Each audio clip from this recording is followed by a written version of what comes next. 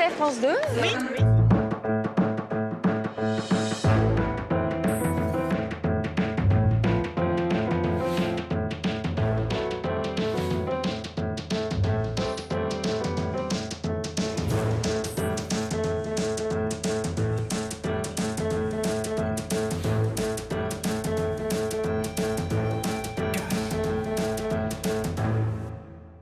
Bonsoir et bienvenue dans le monde merveilleux des affaires. Depuis 48 heures, vous entendez parler des révélations des Panama Papers. Le scandale a provoqué une onde de choc mondial. Cette enquête, l'équipe de Cash Investigation y est associée dans le plus grand secret depuis le début. Hommes politiques, sportifs, avocats, banques.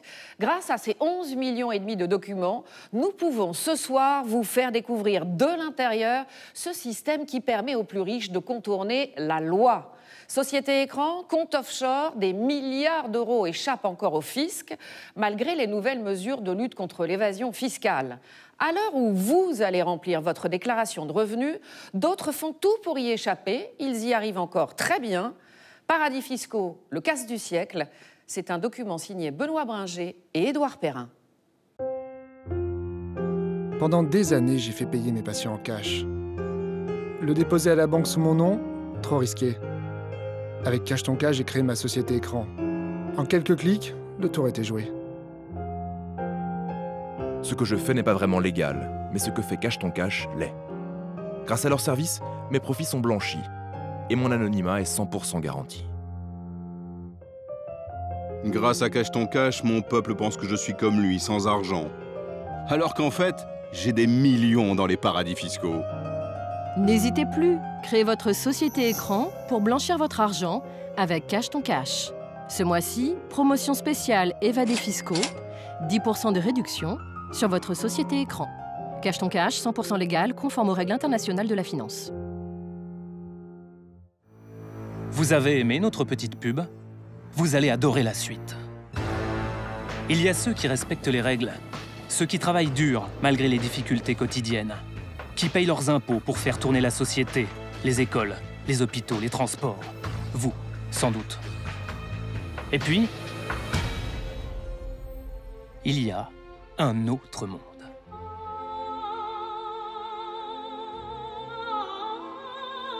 Une autoroute sans contrôle ni péage, permettant aux plus riches et aux criminels en col blanc de contourner les lois. À l'abri des regards, ils circulent à bord de véhicules qui cachent leur identité. Dans le coffre est dissimulé de l'argent sale ou non déclaré, un patrimoine immobilier secret, un yacht ou tout à la fois. Ce monde, c'est le monde offshore. Ces véhicules qui cachent les secrets les plus inavouables, ce sont les sociétés écrans. Officiellement, ceux qui les dirigent ne sont pas les propriétaires, mais des hommes de paille. Ils sont la face visible dans ce monde opaque. Ces sociétés sont domiciliées dans les paradis fiscaux. Panama, Seychelles, îles Vierges britanniques, Hong Kong, Delaware et bien d'autres encore. Des pays où la fiscalité est quasi inexistante et l'anonymat garanti pour leurs propriétaires. Ce soir, Cash Investigation vous révèle ce qui se cache derrière les sociétés écrans.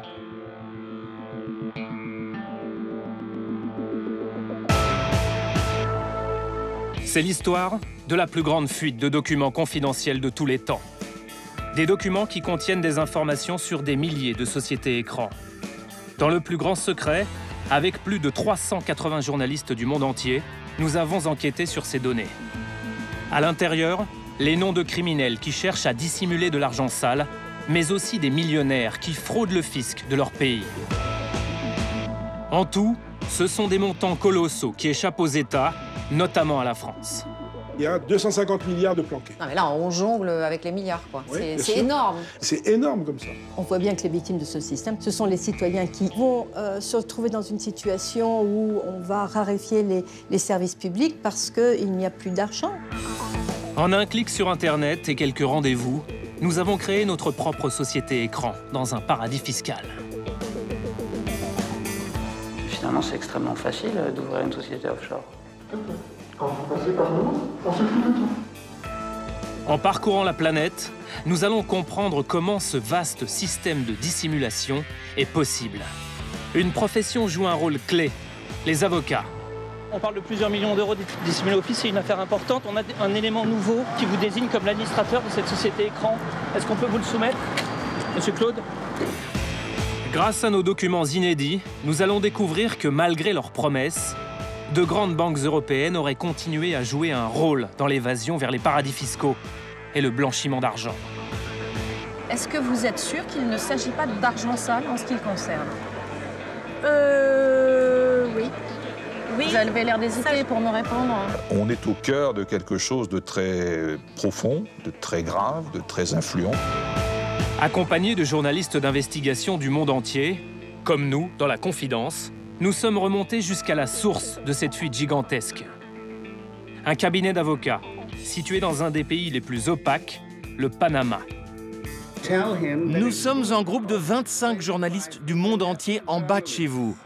Nous avons tout notre temps, mais c'est dans l'intérêt de tout le monde que le directeur descende le plus vite possible. Allez, venez avec nous pour une plongée inédite dans le monde merveilleux de l'argent caché. C'est extraordinaire.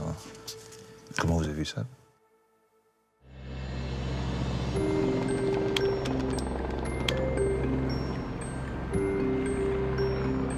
Tout commence il y a 9 mois, en juin dernier.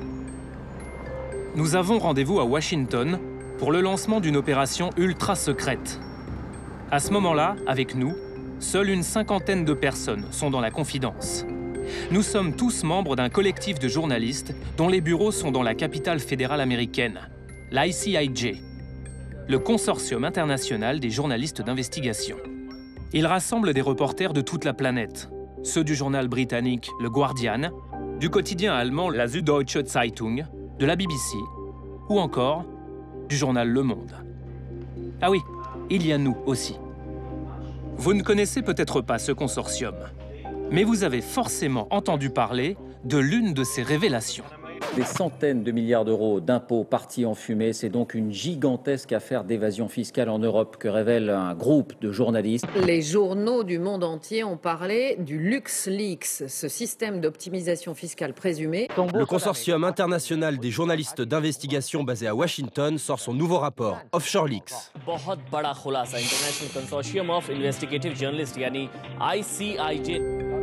Cette fois, nous sommes tous rassemblés à la demande de ces deux journalistes de la Süddeutsche Zeitung. Ce sont eux qui sont à l'origine de cette histoire. On est vraiment ravis que vous soyez déjà aussi nombreux sur ce projet. Parce que ça va demander beaucoup de travail. Il y a beaucoup de données à traiter. Tellement de données que pour les exploiter, nous allons travailler ensemble, mettre en commun nos découvertes. Le projet a un nom de code, Prometheus. Pour garantir sa réussite, l'opération doit rester secrète. Les journalistes allemands ont en leur possession des informations totalement confidentielles sur un nombre gigantesque de sociétés basées dans les paradis fiscaux. Sur l'ensemble des données, nous avons près de 250 000 sociétés. Ce sont des sociétés offshore basées dans des pays comme les îles Vierges britanniques, les Bahamas, le Panama. En tout, plus de 20 juridictions. Si vous voulez ouvrir une société offshore, le choix est vaste. Courriers électroniques, listing de sociétés écrans, identité de leurs propriétaires cachés. Ce jour-là, nous ne découvrons que quelques exemples seulement. Mais au total, nous allons pouvoir enquêter sur 11,5 millions de documents secrets. Pour vous donner une idée, s'il fallait lire chaque mot de chaque document, il nous faudrait 26 ans. La plus grosse fuite de données de l'histoire. Vous vous demandez sans doute d'où vient cette fuite gigantesque. À Munich, nous retrouvons l'un des journalistes de la Süddeutsche Zeitung qui nous a présenté les documents. Il travaille à la cellule investigation du quotidien. Bastian Obermeier a réalisé le scoop de sa vie. Avec l'un de ses collègues, Frédéric Obermeier, il a rencontré une source très généreuse qui leur a remis ces millions de fichiers. Que pouvez-vous nous dire sur la personne qui vous a remis ces documents? Eh bien, évidemment, je ne peux rien vous dire sur la source, parce que nous devons la protéger. Je peux juste vous dire que quelqu'un nous a remis toutes ces données de la manière la plus sécurisée possible. C'est tout. Vous êtes toujours en contact? Oui, nous sommes toujours en contact d'une certaine manière. Je sais que la source a très peur.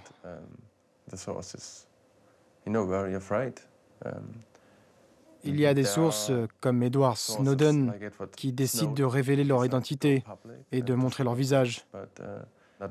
Tout le monde ne veut pas figurer sur la liste des personnes les plus recherchées dans de nombreux pays. Vous savez, nous avons trouvé beaucoup de personnages dangereux dans ces documents. Je peux tout à fait comprendre une personne qui me dit « Je ne veux pas révéler mon identité ». Avec toutes ces données, nous allons pouvoir entrer par la grande porte dans le monde des paradis fiscaux. Car cette fois, on a mis la main sur la clé de la salle des coffres. Nous avons accès à une plateforme en ligne ultra sécurisée. Créée par le Consortium international des journalistes d'investigation, elle contient l'ensemble des documents secrets. À l'intérieur, les preuves de la dissimulation de milliards d'euros de capitaux. Tous les détails sur des circuits d'évasion fiscale et de blanchiment d'argent sale.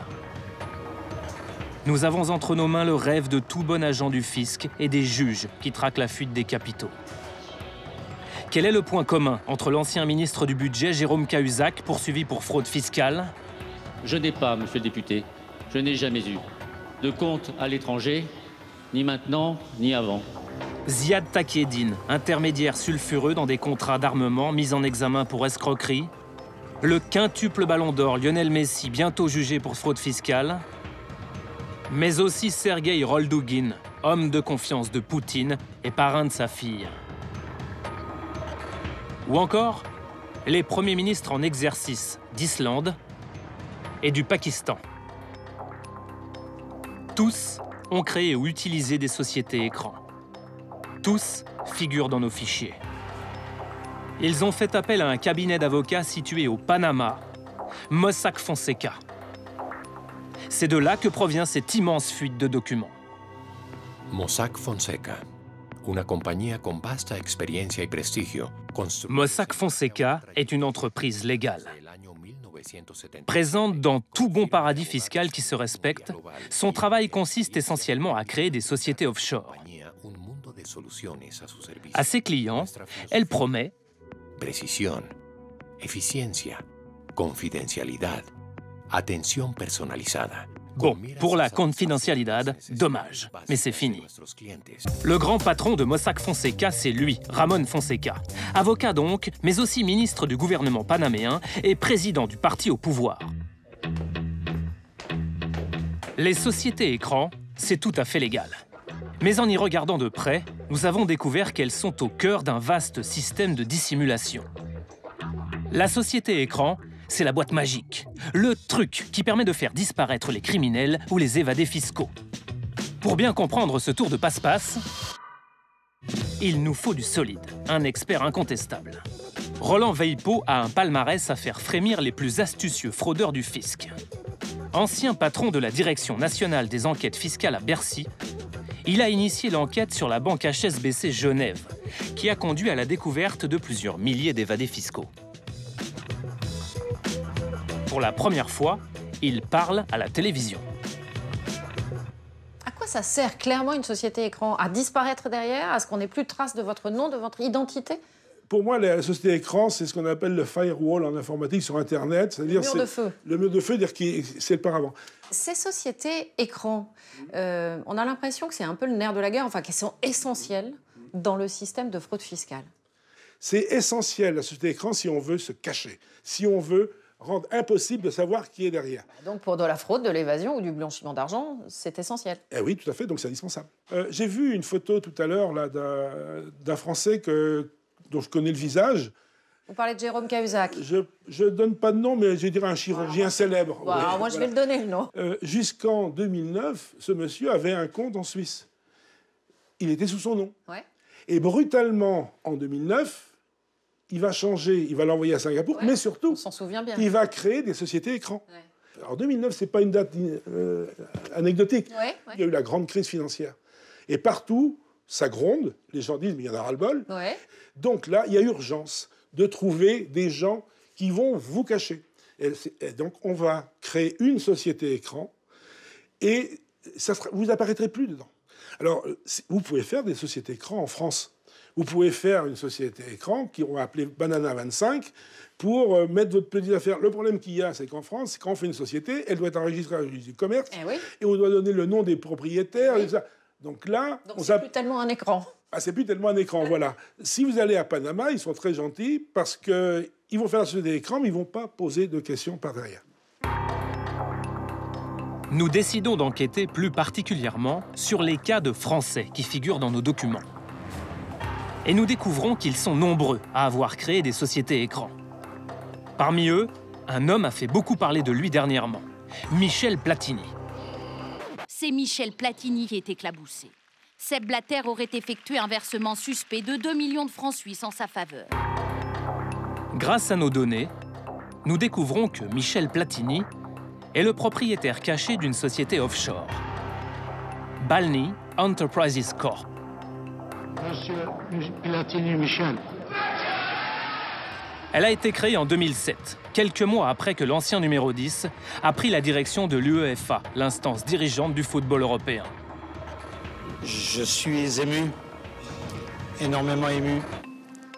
Dans nos documents, rien ne permet de faire le lien avec le paiement pour lequel Michel Platini a été entendu par la justice suisse.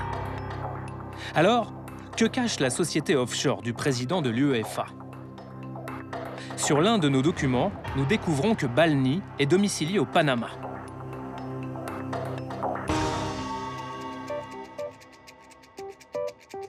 Souvenez-vous, nos documents proviennent d'un cabinet d'avocats basé dans ce pays. Au Panama, il y a le canal, évidemment.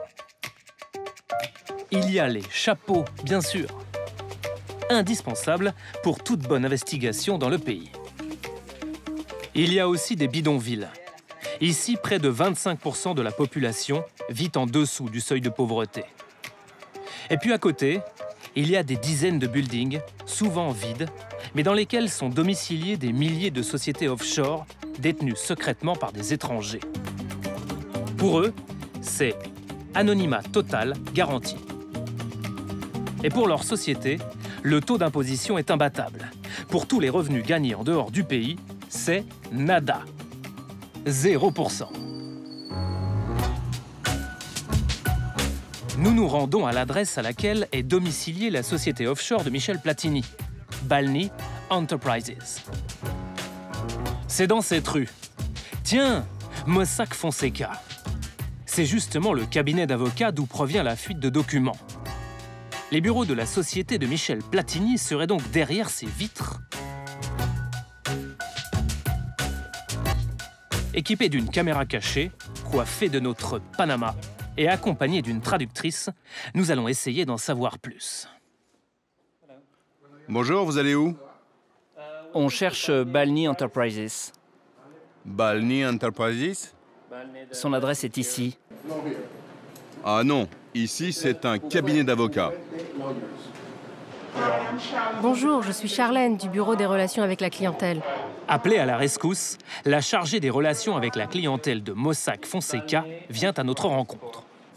C'est certainement parce que nous sommes l'agent qui a enregistré cette société que vous avez trouvé notre adresse. Mais ce n'est pas physiquement ici. Ce n'est pas physiquement une société. C'est une société sur le papier. Qu'est-ce que vous voulez dire par une société sur le papier? D'accord. Ce que l'on fait ici, c'est que l'on fournit des sociétés sous différentes juridictions à différents clients. C'est juste la partie légale, c'est du papier. Mais Balny n'est en fait pas notre client direct.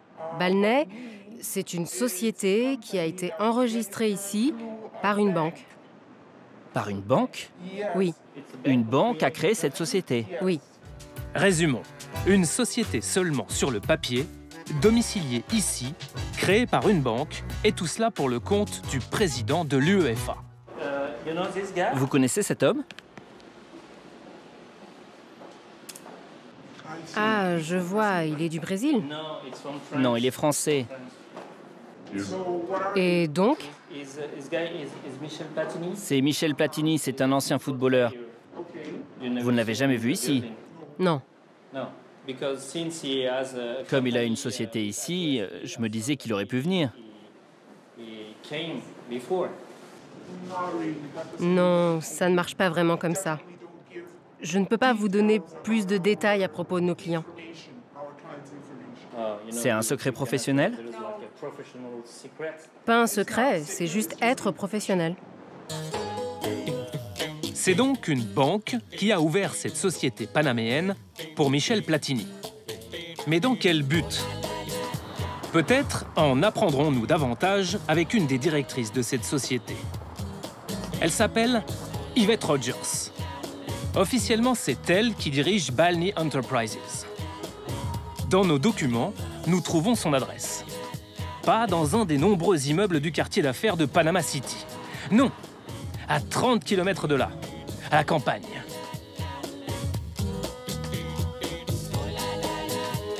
Dans ce coin du pays, pas facile de trouver son chemin. La famille Rogers? Non, je ne saurais pas vous dire. Là-bas, peut-être qu'ils connaissent. Au niveau des poules, il a fallu tourner à gauche. Puis au vieux chien à droite. Voilà, c'est ici, en face du grand pylône, là où se trouvent les deux petits poussins. On est très loin du monde des affaires. La directrice officielle de la société de Michel Platini habite dans cette petite maison. Voilà. Bonjour. Voilà. Bonjour.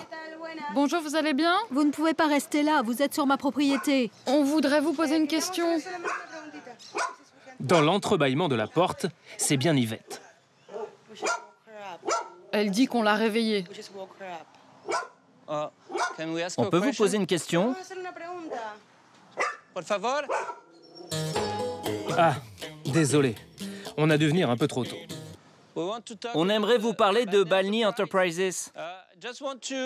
Je voulais vous montrer une photo de cet homme. On veut juste vous montrer une photo de cet homme.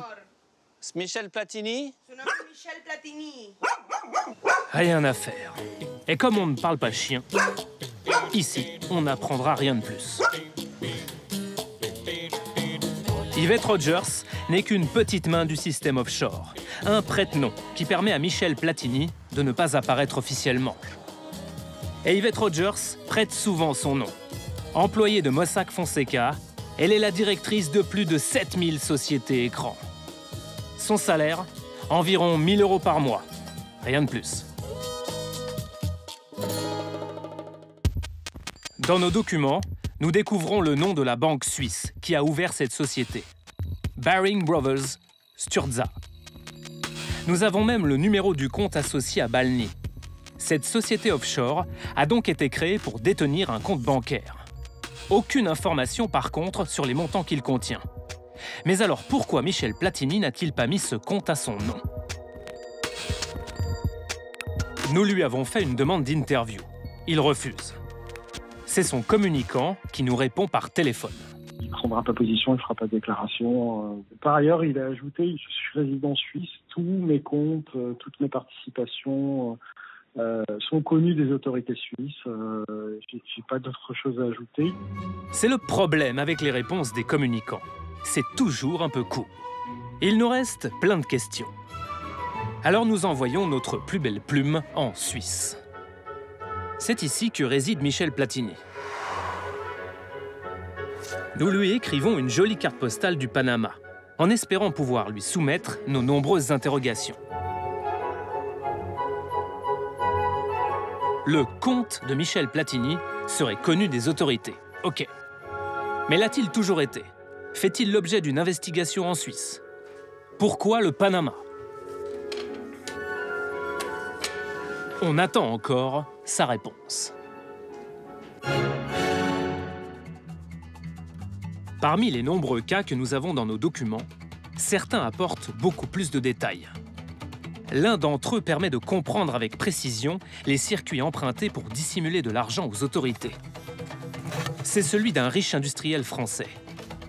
Dans nos fichiers, son nom apparaît dans des dizaines et des dizaines de documents. Gérard Otajon. En plus d'être amateur de courses automobiles, l'homme figure à la 401e place du classement des grandes fortunes de France du magazine Challenge, avec 130 millions d'euros de fortune personnelle en 2015. L'industriel est du genre discret. Sa seule apparition dans les médias date de 1990, dans un sujet de FR3 Rhône-Alpes sur la vie économique locale. Ça rappelle pas mal les années 60 en France, où beaucoup d'entreprises ont commencé petits et se sont développées, sont devenues des entreprises que l'on connaît actuellement. Gérard Otajon est à la tête d'un groupe qui porte son nom, basé à Montélimar. Avec 3 sites et 700 salariés, c'est le premier employeur privé de la ville. Dans la zone industrielle, difficile de rater les usines Otajon. Le nom de l'entreprise est affiché en grand sur leur façade. Vous ne connaissez pas le groupe Otajon? Alors voici un petit clip officiel de présentation à la délicieuse ambiance musicale. Sa spécialité, le carton, ou plutôt l'emballage.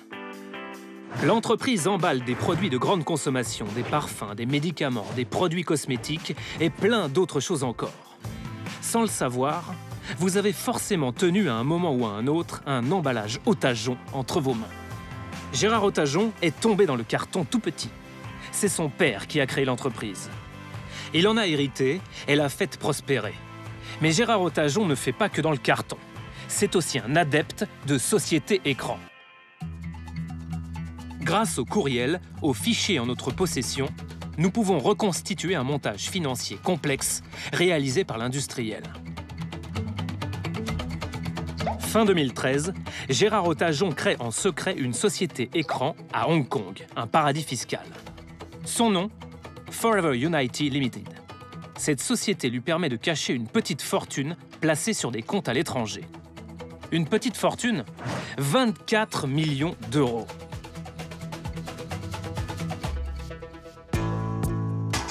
D'où provient cet argent? Et pourquoi Gérard Otajon a-t-il voulu le dissimuler? Au moment où l'entrepreneur organise cette évasion, son groupe est en pleine expansion. Il vient de racheter des usines à l'étranger. Sur les 12 dernières années, son chiffre d'affaires a explosé, passant de 120 à 550 millions d'euros. Impossible d'en savoir plus.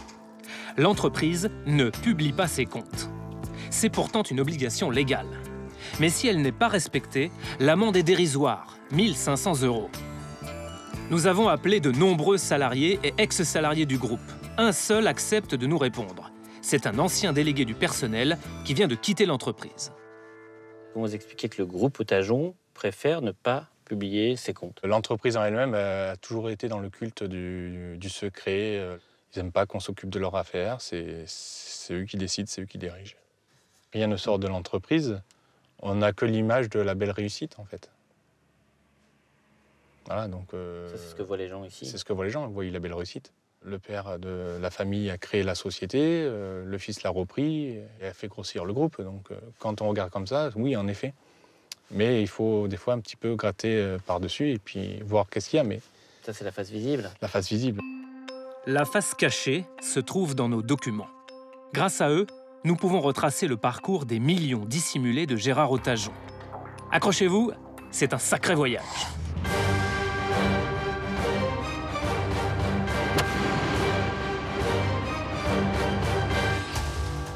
À l'origine, il y a 24 millions d'euros sur un compte en Suisse. Mais en 2013, Gérard Otajon décide de transférer l'argent à la HSBC Hong Kong. Là-bas, le compte est ouvert au nom de la société écran Forever United. Officiellement, les 24 millions n'appartiennent plus à l'industriel français. Ils sont la propriété de Forever United. Et tout ça n'est qu'un début. Restez avec nous.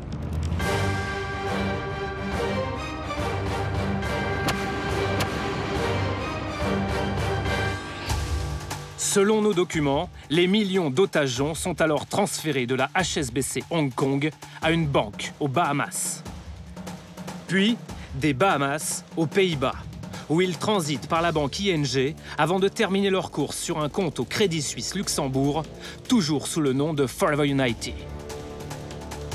Tout ça, Gérard Otajon l'a fait sans quitter la France. C'est Mossack Fonseca, le cabinet d'avocats panaméen, qui l'a réalisé pour lui.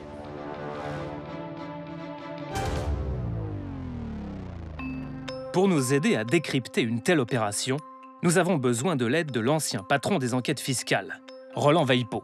Si cet argent est propre et déclaré aux autorités, est-ce que ce type de montage peut vraiment avoir un intérêt? Il n'a strictement aucun intérêt, surtout qu'il ne faut pas oublier que de s'amuser à passer par le Panama pour faire des structures comme ça a un coût élevé, tant en création qu'en gestion annuelle. C'est-à-dire, en gros, combien?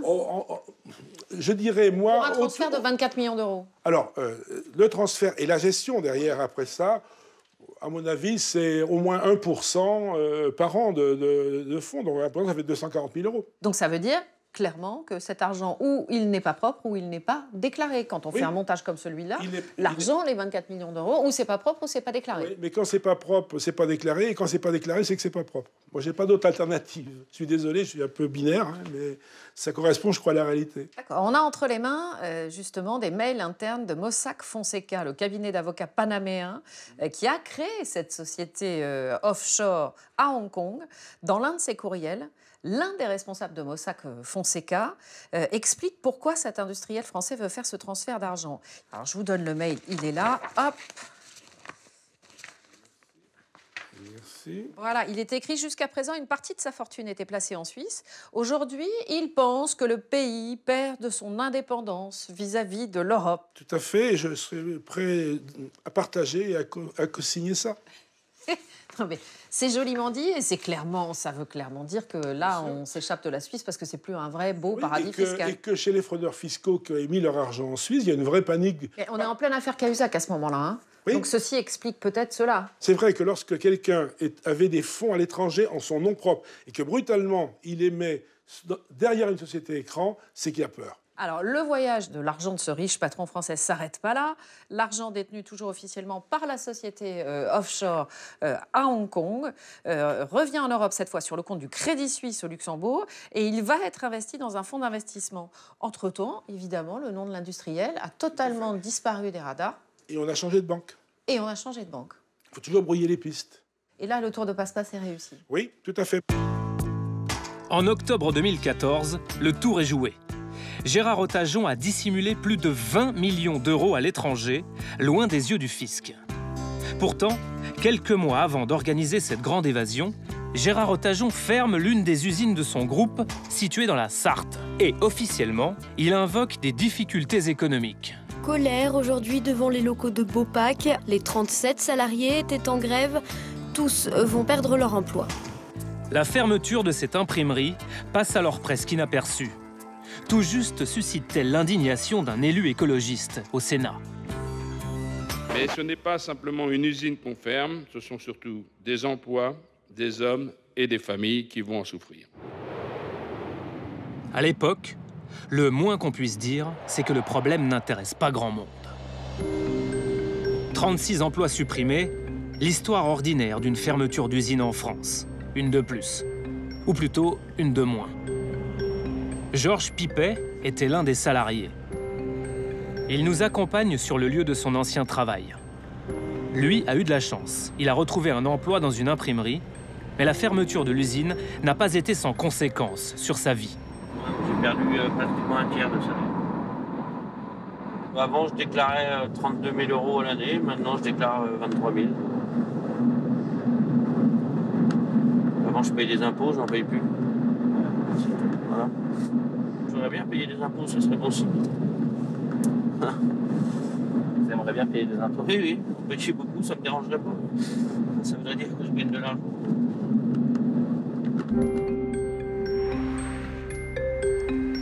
Pendant 24 ans, Georges Pipet a imprimé ici des étiquettes pour des emballages alimentaires.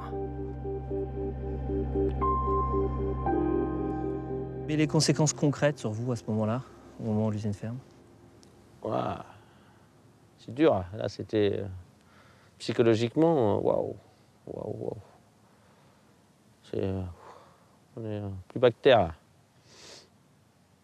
À un moment, j'ai pensé à me pendre dans la société pour si ça pouvait apporter de l'argent aux autres. Mais bon, ça m'est arrivé une fois. Hein, mais... T'es allé jusque-là? Ouais. Ça allait jusque-là. Ouais. Lui a retrouvé un emploi stable. Mais ce n'est pas le cas de tous les anciens salariés. Plusieurs sont aujourd'hui intérimaires ou en emploi aidé financé par l'État. Quelques-uns sont encore sans travail. Ils vivent avec les allocations chômage.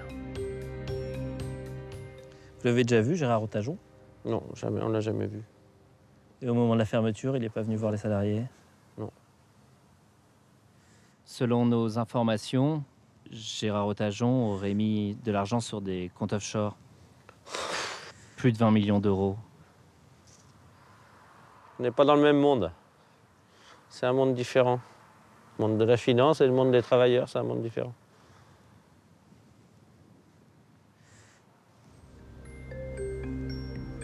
On a plein de questions pour Gérard Otajon. Nous l'appelons pour lui faire part de nos découvertes.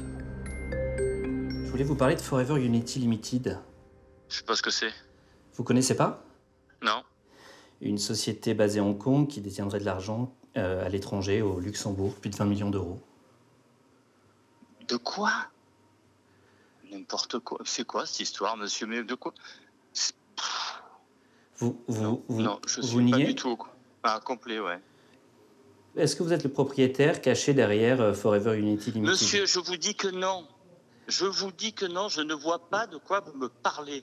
Et je trouve ça vexatoire.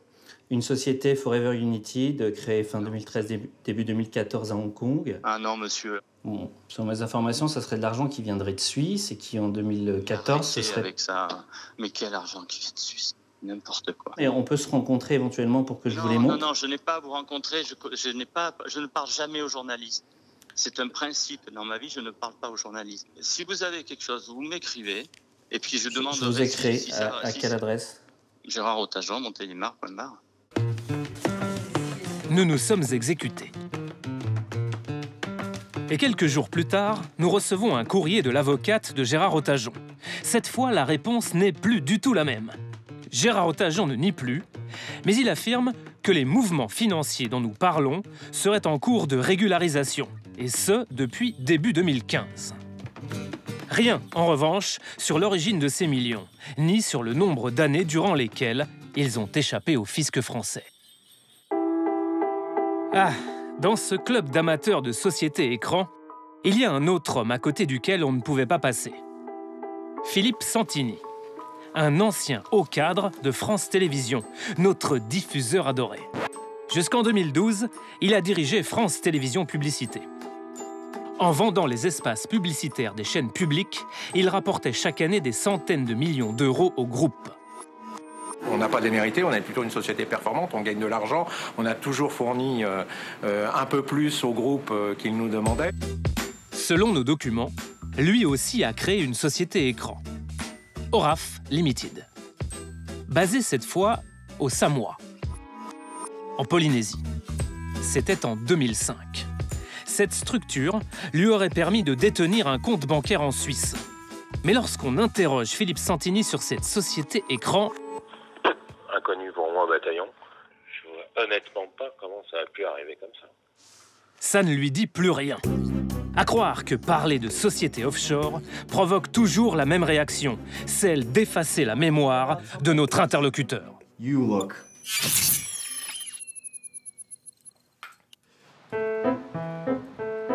Après ce coup de fil, il ne nous a plus jamais répondu. Mais nous avons lu la phrase fétiche de Philippe Santini, aujourd'hui reconverti en coach de chef d'entreprise. Continuez à chercher jusqu'à ce que vous trouviez. Ne laissez pas tomber. Et à force de chercher, on a fini par trouver l'adresse de son siège social. Attention, voici l'interview la plus brève de l'histoire de Cash. Bonjour, vous allez bien? On s'est croisés déjà dans les couloirs de France Télévisions. Monsieur Santini, on a des documents qui prouvent que vous avez ouvert une société écran aux îles Samoa avec un compte en Suisse. Ces images sont utilisées en version Mais animale. vous voulez pas répondre sur cette société écran, ce compte en Suisse? Est-ce que vous confirmez qu'il y a une société écran, un compte en Suisse, et quel est l'argent qui est dessus? Est-ce que l'argent provient de votre travail à France Télévisions? Monsieur Santini? Ce fut bref. Oui, Élise, ce fut bref. 26 secondes seulement. Apparemment, Philippe Santini n'aime pas la publicité.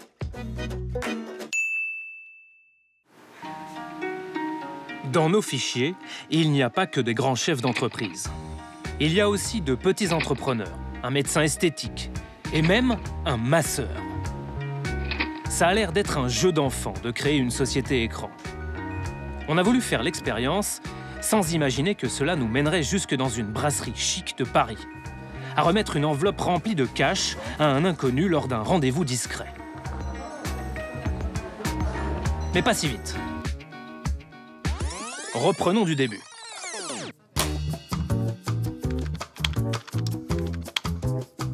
On a commencé par un truc tout bête.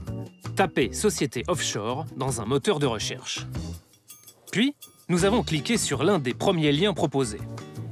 En un coup de souris, nous nous retrouvons sur le site internet d'une entreprise suisse qui vend des sociétés basées dans les paradis fiscaux.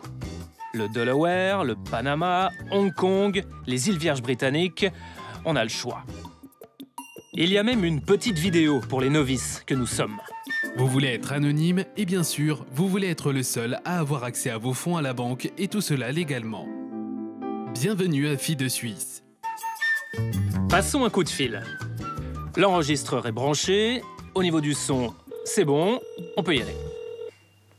Oui, bonjour, je vous appelle parce que je voudrais domicilier une société en offshore. Bien sûr, j'ai la solution assez rapide en tête. Ce que je vous propose, la manière dont on fonctionne, c'est qu'on se rencontre. D'accord. Qu'on fixe rendez-vous pour présenter la solution et avancer au cas où si les démarches s'activent. Ce doit être ce qu'on appelle simple comme un coup de fil. Pour le rendez-vous, il nous faut une identité qui n'éveille pas les soupçons. Voici Thomas, l'un des caméramans de Cash. Pour l'occasion, nous lui inventons un nouveau CV. Désormais, il est ancien promoteur immobilier et se lance dans la vente de produits cosmétiques. Ah, petite précision, il a 400 000 € de dessous de table en cash à blanchir. Notre rendez-vous avec Fi du Suisse n'a pas lieu dans un pays exotique, mais dans la capitale de l'Union européenne, à Bruxelles.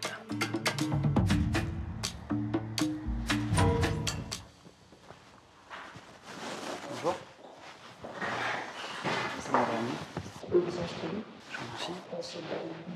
Équipé d'une caméra cachée, Thomas se présente comme un jeune entrepreneur français qui souhaite payer le moins d'impôts possible. Oui.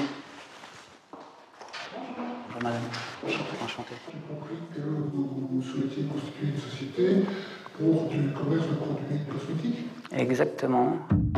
Fi du Suisse a la solution. L'entreprise nous propose de créer une société offshore pour ne pas payer d'impôts sur toutes nos activités réalisées hors de France. Alors, nous, on s'occupe de la constitution de la société. Donc c'est un package, et on s'occupe de tout, de A à Z, sans mauvaise surprise. Il y a deux solutions, et on peut le faire pour le Delaware. Sinon, on prend sur Hong Kong. Hong Kong, c'est également une taxation à 0%. Que ce soit dans une juridiction ou l'autre, vous serez taxé à 0%, donc c'est du net-net. C'est parfait. Voilà. Ce n'est pas tout d'avoir une société écran. Avec, il faut un compte bancaire, secret de préférence. Là aussi, Fi du Suisse a la solution. Maintenant, ce qui concerne le secret bancaire, il faut savoir que nous avons des montages qui permettent que le système soit complètement opaque. Nous travaillons avec des prestataires de services financiers qui, pour ne rien vous cacher, sont situés en Nouvelle-Zélande. D'accord. Le jour où il y a un échange automatique d'informations, votre nom n'apparaît pas. Maintenant, passons aux choses sérieuses. Comment alimenter notre compte offshore avec des dessous de table, de l'argent non déclaré, et ce depuis la France, sans laisser de traces? Allez Thomas, on se lance. Est-ce qu'il est envisageable d'alimenter ces comptes en liquide? Et qu'est-ce que vous proposez pour ça? Vous parlez d'un montant de combien? 400 000 €. Actuellement, ils sont en liquide. Actuellement, ils sont en liquide. C'était voilà, c'était de tout table immobilier, quoi. C'est envisageable, ça, oui, c'est envisageable. Nous avons des gens qui peuvent le faire. D'accord. Voilà. Finalement, c'est extrêmement facile d'ouvrir une société offshore. Tout à fait. Quand vous passez par nous, on s'occupe de tout. Appréciez faire des affaires. La société Fidus Suisse ouvre des sociétés écrans avec des comptes bancaires à l'étranger pour ses clients, mais elle irait encore plus loin. Elle les aiderait à alimenter leurs comptes avec de l'argent liquide non déclaré. C'est totalement illégal. On appelle cela du blanchiment de fraude fiscale. Pour comprendre précisément comment ces opérations se déroulent, nous décidons d'aller jusqu'au bout. Nous allons créer notre propre société écran. Le dossier demandé par Fidus Suisse, pas grand-chose. L'apparence de la légalité. Un CV sommaire, une photocopie de pièce d'identité, un justificatif de domicile et un semblant de business plan. Nous avons rédigé une page sur le commerce de produits cosmétiques. Nous optons pour la société offshore la moins chère. Elle sera basée dans le Delaware, aux États-Unis. Le prix, tout compris, 3 850 €. Nous envoyons le tout à Fidus Suisse. Quelques jours plus tard, nous recevons par courriel tous les documents de notre société. Nous lui avons donné un joli nom, Beauty Cash. Nous avons désormais notre propre entreprise offshore au Delaware. Le directeur officiel est un retraité installé en Afrique du Sud, un citoyen britannique. C'est notre homme de paille. Nous ne l'avons jamais rencontré, nous ne le rencontrerons jamais. Et pour finir, nous recevons par courrier une carte de crédit pour notre compte offshore en Nouvelle-Zélande. Une jolie Mastercard noire au nom de Beauty Cash. En cadeau, nous avons même droit à un bloc-notes et un stylo aux couleurs de la banque. Elle s'appelle Breder Soissot. C'est elle qui héberge notre argent. Contact Breeder Swasso and open an offshore account in any currency that you want. Get a Visa card for every situation in life. Récapitulons. Désormais, depuis la France, nous possédons une société au Delaware, avec un directeur officiel en Afrique du Sud et un compte en banque en Nouvelle-Zélande. Il faut maintenant alimenter notre compte offshore. Un employé de Fidus Suisse nous donne rendez-vous à Paris, cette fois. Il nous propose de nous retrouver dans un hôtel chic, où les hommes d'affaires ont leurs habitudes. Le voici. Pas vraiment le look d'un conseiller fiscal. Nous filmons le rendez-vous avec des caméras cachées. C'est cet homme qui va réaliser la manip. Faire atterrir notre argent liquide sur notre compte offshore en Nouvelle-Zélande. Moi, c'est pas un problème, ça c'est un coût, mais on a la solution. Le coût, c'est 6% du montant déposé. La solution, on brûle de la connaître. Je vais faire ce qu'on appelle la compensation entre vous et un client. La quoi? La compensation. C'est un grand classique pour blanchir de l'argent sans être repéré par les autorités. On vous explique. Prenons deux Français, Thomas et lui, disons Jean-Pierre. Tous deux ont un compte offshore dans la même banque en Nouvelle-Zélande. À Paris, Thomas remet à Jean-Pierre du cash, 50 000 € par exemple. Au même moment, Jean-Pierre, qui a déjà de l'argent en banque en Nouvelle-Zélande, fait un virement du même montant de son compte à celui de Thomas. Le tour est joué. L'argent est arrivé en banque.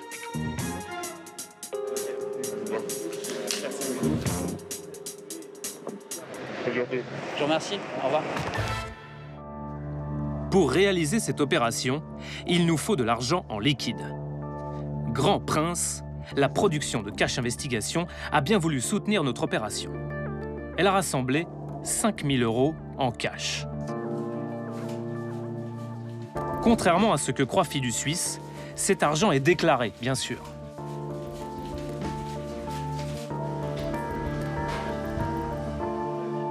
Nous rappelons la société pour engager le transfert de cash, l'opération de compensation. Je voudrais commencer à alimenter le compte en liquide. La société a trouvé une personne prête à accepter notre cash contre un virement sur notre compte. C'est une personne qui détient également le compte dans la même banque, donc ce serait assez rapide et immédiat. C'est une personne âgée. Moi, je vais venir avec mon ordinateur, je vais l'aider à faire cette transaction pour la ligne. D'accord. Jusqu'ici, tout se déroule comme prévu. Le rendez-vous est fixé, mais il va y avoir un petit hic. Est-ce que vous pensez qu'on peut commencer avec 5 000 €? Je sais pas. Lui, en l'occurrence, il viendrait pour 50 000, on va dire. Visiblement, on passe un peu pour des petits joueurs dans le milieu, avec nos 5 000 € en cash. La somme est trop faible pour une opération de compensation. Mais notre contact est plein de ressources. Ben écoutez, comme je ne m'attendais pas à cette somme, donc peut-être on va faire plus simple. Vous allez me communiquer votre numéro de compte actuel, vous donnerez le point de rendez-vous avec un coursier et vous ferez la course nécessaire. Un coursier, tout simplement. La société Fidu Suisse se propose donc de mettre elle-même les 5 000 € sur notre compte offshore. Le transfert de l'argent sera invisible pour les autorités françaises. Maintenant, il faut remettre le cash à Fidu Suisse. Nouveau rendez-vous. L'homme arrive en scooter.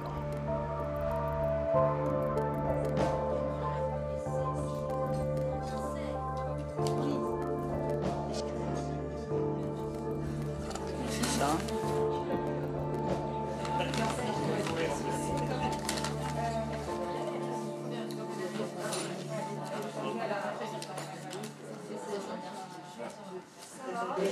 C'est bon.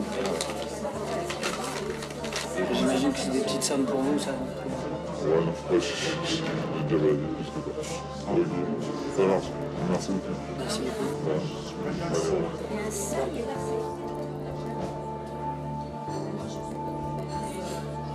Au moment même où ce rendez-vous se termine, nous recevons un virement de 4 700 € sur notre compte offshore.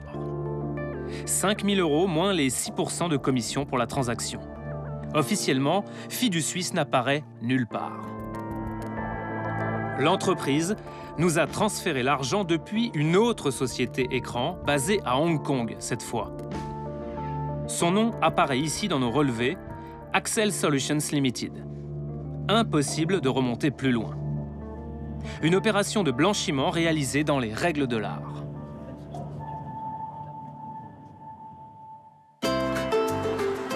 Désormais, grâce à notre carte de crédit, nous pouvons profiter de notre compte offshore depuis n'importe quel distributeur. Comme ici, à quelques centaines de mètres du ministère de la Justice. Ou là, sous les fenêtres de Bercy, où logent les services du fisc. La carte est totalement anonyme.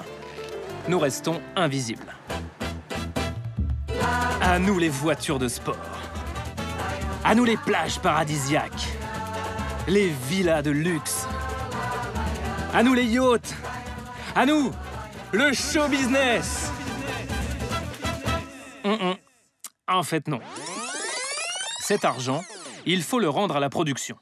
Il va servir à continuer notre enquête. C'est déjà pas mal. Mais avant de fermer notre compte offshore, nous allons tout de même réaliser 2 achats avec notre carte Beauty Cash. Un livre Évasion fiscale et pauvreté et un guide de voyage sur les États-Unis avec un chapitre Delaware.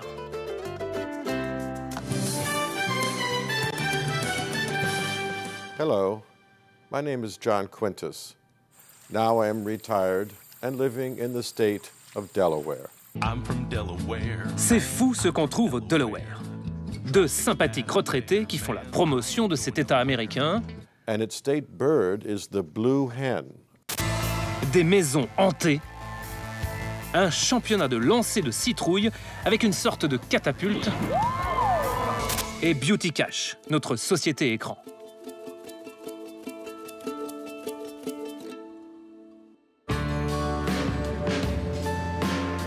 Nous avons lancé Sandrine, nouvelle recrue dans notre équipe, sur la piste de Beauty Cash.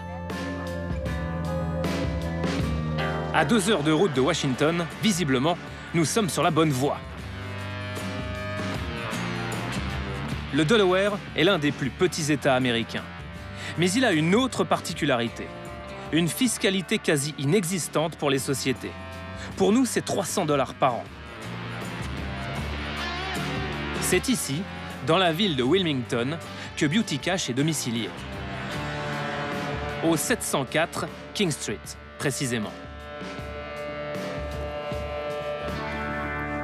À l'accueil, on n'a jamais entendu parler de Beauty Cash. Mais on nous conseille de nous rendre quelques étages plus haut. Je sais pas. Essayez le 5e étage, c'est là qu'ils enregistrent les sociétés. D'accord. Je vous accompagne. Nous y sommes. Nous filmons très discrètement.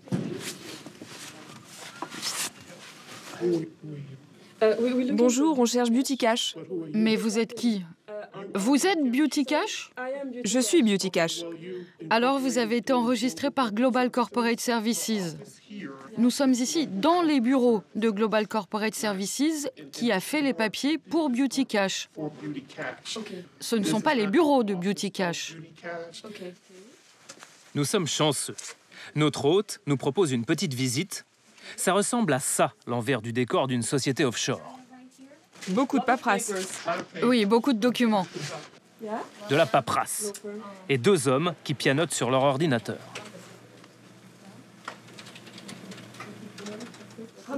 Combien de personnes travaillent ici? Il y a 4 avocats, 2 employés et j'ai aussi un étudiant qui vient m'aider à remplir les documents. On est tout petit, j'adore ça. Combien de sociétés sont enregistrées ici? Beaucoup, beaucoup, beaucoup. Notre hôte ne cache pas la raison pour laquelle elles sont si nombreuses. Comme vous pouvez le voir ici, votre adresse n'apparaît nulle part. Seul le nom Global Corporate Services apparaît. C'est comme ça que nous rendons un dossier anonyme. Donc personne ne pourra jamais faire le lien entre Beauty Cash et nous, on est d'accord? Non, le lien conduira à Global Corporate Services. C'est ça qui est merveilleux. Merci beaucoup. Je vous en prie, c'était un plaisir de vous rencontrer. Les sociétés écrans sont un pilier de l'économie de Delaware. Un quart du budget de l'État provient de leur enregistrement ici. En plus d'avoir un magnifique cache-oreille, Clark Gascogne est un expert du blanchiment d'argent. Il travaille pour l'ONG FACT, qui milite pour plus de transparence dans le monde des entreprises. C'est ici qu'est enregistrée notre société, Beauty Cash. Beauty Cash. Je pense que des milliers de sociétés sont enregistrées dans cet immeuble. Il y a plus de sociétés enregistrées au Delaware qu'il n'y a d'habitants. C'est une industrie massive. Et j'imagine que cet immeuble n'est rien d'autre qu'une boîte aux lettres.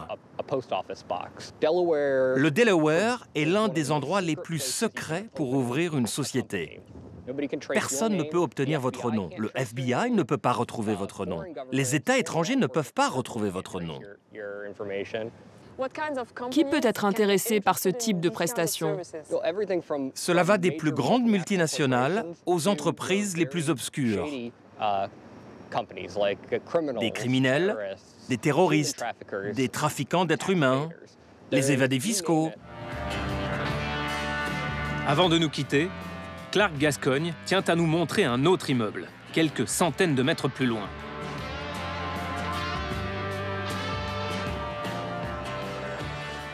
Donc où sommes-nous? Voici le 1209 North Orange Street, le bâtiment le plus célèbre au monde en matière de blanchiment d'argent et de société écran. Dans ce petit immeuble, 285 000 sociétés sont enregistrées. Parmi elles, Google, Apple, Coca-Cola et bien d'autres encore. Le tout dans quelques centaines de mètres carrés. On se demande bien pourquoi ces entreprises sont ici.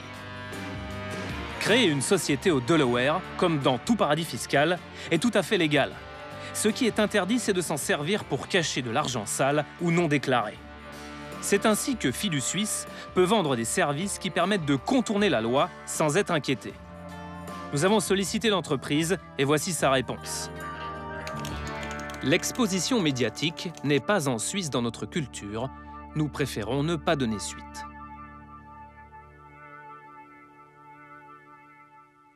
Aujourd'hui, est-ce qu'on a une idée de l'argent qui est caché par ces sociétés écrans et donc, tout simplement, et là, je vous pose vraiment à vous cette question, vous qui avez lutté contre l'évasion fiscale pendant des années, qui échappe au fisc français. C'est une difficulté de donner des chiffres. Parce que d'abord, personne ne trace. Quand il y a un fraudeur qui parle de l'argent, il ne vient pas le dire. Mais il y a bien une estimation. Il y a actuellement beaucoup de Français il y a 50 000 Français qui ont demandé à régulariser leurs comptes qu'ils avaient notamment en Suisse. Et la plupart du temps, via des sociétés d'écran, puisque c'est ceux-là qui sont concernés. Alors, on n'a pas le chiffre pour les sociétés d'écran. Actuellement, il y a 50 000 personnes qui ont régularisé. Ça représente grosso modo 50 milliards d'euros. Et mon estimation à moi, c'est qu'il y a 250 000 Français qui ont de l'argent placé comme ça, des particuliers. Oui. Donc, ce qui veut dire qu'il y a 250 milliards d'argent planqué en Suisse ou au Luxembourg ou ailleurs. Là, on jongle avec les milliards, quoi. Oui, c'est énorme. Mais c'est par milliards, et c'est énorme comme ça. Que pensent nos politiques de la légalité des sociétés écrans? Nous voulons interroger le ministre de l'économie, Michel Sapin. Il s'apprête justement à présenter un projet de loi contre la corruption et notamment contre le blanchiment d'argent. Ça va? Oui, très bien, merci. C'est Christian Eckert, secrétaire d'État chargé du budget, qui nous reçoit. Cache investigation, monsieur Eckert. Première, c'est parti. C'est moderne maintenant. Hein. Vous avez vu, hein? Comment vous expliquez aujourd'hui que les sociétés offshore ou les sociétés écrans soient totalement légales? Parce qu'elles sont prévues par les législations d'un certain nombre de pays. Ce qui est important, c'est que nous connaissions l'argent qui sort de notre pays. Pas spécialement sa destination, savoir pourquoi de l'argent sort de notre pays. Mais quand le réel bénéficiaire reste anonyme et qu'on n'arrive pas à savoir qui se cache derrière cette société offshore... C'est vous qui le dites. Si des sociétés envoient de l'argent à l'étranger, que ce soit dans un trust, dans une société limited, dans une société que vous appelez offshore, l'important, c'est que je puisse faire respecter le droit fiscal français et l'équité entre les contribuables pour taxer ces bénéfices. Comment pouvez-vous le faire respecter si vous ne connaissez pas le nom et si vous ne connaissez jamais le nom du bénéficiaire réel de ce compte offshore, c'est-à-dire là et à qui va l'argent? Mais mon administration fiscale n'en a pas besoin. Monsieur le ministre, si je vous pose cette question, c'est que nous, au cours de notre enquête, on a la preuve, clairement, qu'on peut faire sortir beaucoup d'argent sans transaction, et donc il n'y a pas de transaction repérable par l'administration fiscale. Vous me dites qu'on peut faire sortir de l'argent sans transaction.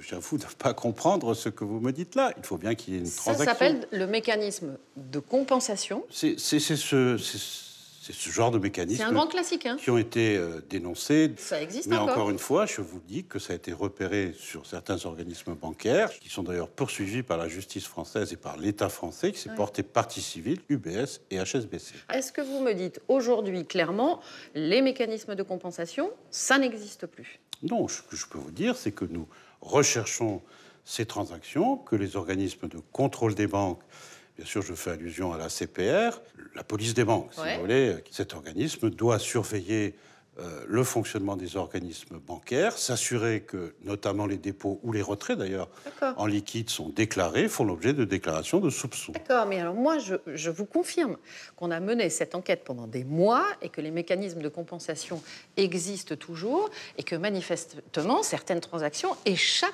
totalement à tous services fiscaux et aux services garantir que les services fiscaux ou que la CPR repèrent toutes les transactions, on est d'accord. Évidemment, je veux dire, en tout cas, c'est leur métier, elles le font, et ça a donné lieu à de très nombreux redressements fiscaux. Mais si on vous écoute, monsieur Eckert, on a le sentiment que tout va bien, madame la marquise, l'opacité, c'est terminé. Non. On a du mal à y croire. Non. Très franchement. Mais écoutez, avec tous les documents qu'on a compulsés pendant notre enquête, on a beaucoup de mal à y croire. Mais vous pouvez avoir des doutes, et j'ai moi-même l'habitude d'avoir un peu d'humilité par rapport à ces questions. Les gendarmes et les voleurs se poursuivent et les uns et les autres font preuve d'imagination. Les voleurs ont souvent beaucoup d'avance sur les gendarmes. Il arrive que certains aient une avance sur les autres, évidemment. Monsieur Eckert, je voulais vous interroger sur la liste des paradis fiscaux dressés par la France. C'était en décembre 2015, donc c'est tout récent. J'imagine que vous la connaissez. Alors, on y trouve le Botswana, Brunei, le Guatemala, les îles Marshall, Nauru, c'est en Océanie, parce que nous, on a dû regarder où c'était, et Niue, cette fois, c'est dans l'océan Pacifique. Nous, ce qui nous a beaucoup surpris, c'est que le Panama n'y figure pas sur cette liste. Oui, ça pourrait bien changer. Ça pourrait bien changer? Oui, nous considérons que nous avons des difficultés avec le Panama. Nous lui avons fait savoir. Et s'il n'y a pas d'amélioration, au mois de septembre, je crois que cette liste est revue à l'automne tous les ans, ouais. Nous envisageons de réinscrire le Panama sur cette liste. Alors justement, est-ce que vous ne pensez pas que vous avez pas été un peu léger et que vous n'auriez pas pu dès décembre 2015? On a la liste européenne, hein. Ça c'est la liste européenne pour le coup, vous l'avez ici, c'est la liste des paradis fiscaux répertoriés par l'Europe. Le Panama, il y est bien. Donc on se dit, voilà, tout le monde dit à un moment, ça va pas le Panama. Tous les ans, et la on France réexamine cette liste et tous les ans, à la lumière des informations que nous recevons ou que nous ne recevons pas des pays, nous réactualisons cette liste. Nous envisageons à ce stade de réinscrire le Panama avant la fin de l'année. Vous avez entendu le ministre. Le Panama devrait réintégrer la liste des paradis fiscaux à la fin de l'année. Alors, si dans quelques mois rien n'a changé, n'hésitez pas à nous le rappeler, histoire que nous revenions lui poser des questions.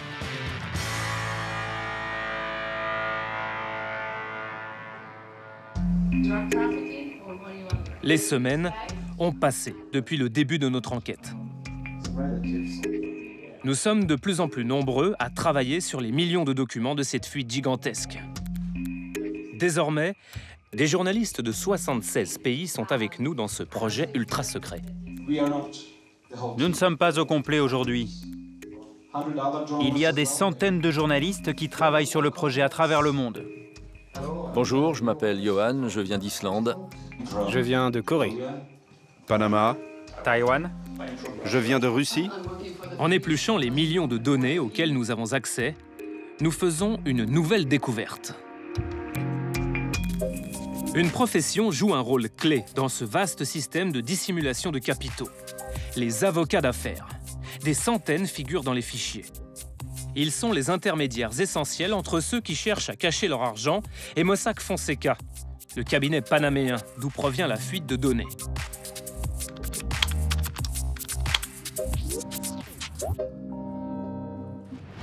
Dans nos documents, nous découvrons le nom d'un avocat français, Arnaud Claude. Ou plutôt, celui de son cabinet. Claude et associé. Le nom complet est en fait Claude et Sarkozy. Ce cabinet d'avocats a été créé à la fin des années 80 par Arnaud Claude et Nicolas Sarkozy. Une affaire qui marche. En 2014, leur chiffre d'affaires atteignait près de 6 millions d'euros. Arnaud Claude est un homme discret. Il existe peu d'images de l'avocat. Le voici dans un documentaire sur l'ancien président de la République, interrogé sur son associé historique. Et l'époque où il a un petit peu été en marge de la vie politique, il s'est totalement reconsacré à l'activité du cabinet. Aujourd'hui, Arnaud Claude est impliqué dans une affaire de blanchiment de fraude fiscale qui fait couler beaucoup d'encre. Sachez que Patrick Balkany a été mis en examen pour blanchiment de fraude fiscale et corruption. Le député maire de Levallois-Perret est notamment soupçonné d'avoir touché une commission de plusieurs millions d'euros et d'avoir utilisé des sociétés écrans pour la dissimuler. Petit rappel des faits. La justice soupçonne le maire de Levallois, Patrick Balkany, et son épouse d'avoir utilisé une société écran pour cacher plusieurs villas au fisc français. À votre santé, monsieur le député. Parmi les propriétés fréquentées par le couple, il y a une demeure au Maroc. À quelques kilomètres de Marrakech, dans la Palmeraie, la voici, cette fameuse villa de 18 pièces, connue sous le nom de Riyad Darjoussi.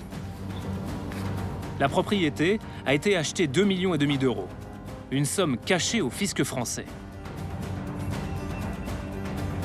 Patrick Balkany admet le louer de temps en temps, mais là encore, les juges se demandent si le couple ne serait pas plutôt propriétaire. Nous avons retrouvé la trace de cette villa dans notre fuite de documents. Le Riyad Darjoussi est détenu par une mystérieuse société écran, Heritage Investments. C'est une structure offshore enregistrée au Panama. La justice soupçonne Arnaud Claude d'avoir aidé Patrick Balkany à réaliser ce montage financier. Il a été mis en examen pour blanchiment de fraude fiscale. Les enquêteurs ont découvert que l'associé de Nicolas Sarkozy s'était rendu à Genève pour ouvrir la société Écran. Pour cela, il a frappé à la porte de ce cabinet fiscal, Gestrust. C'est derrière ces fenêtres que le montage aurait été élaboré en toute discrétion.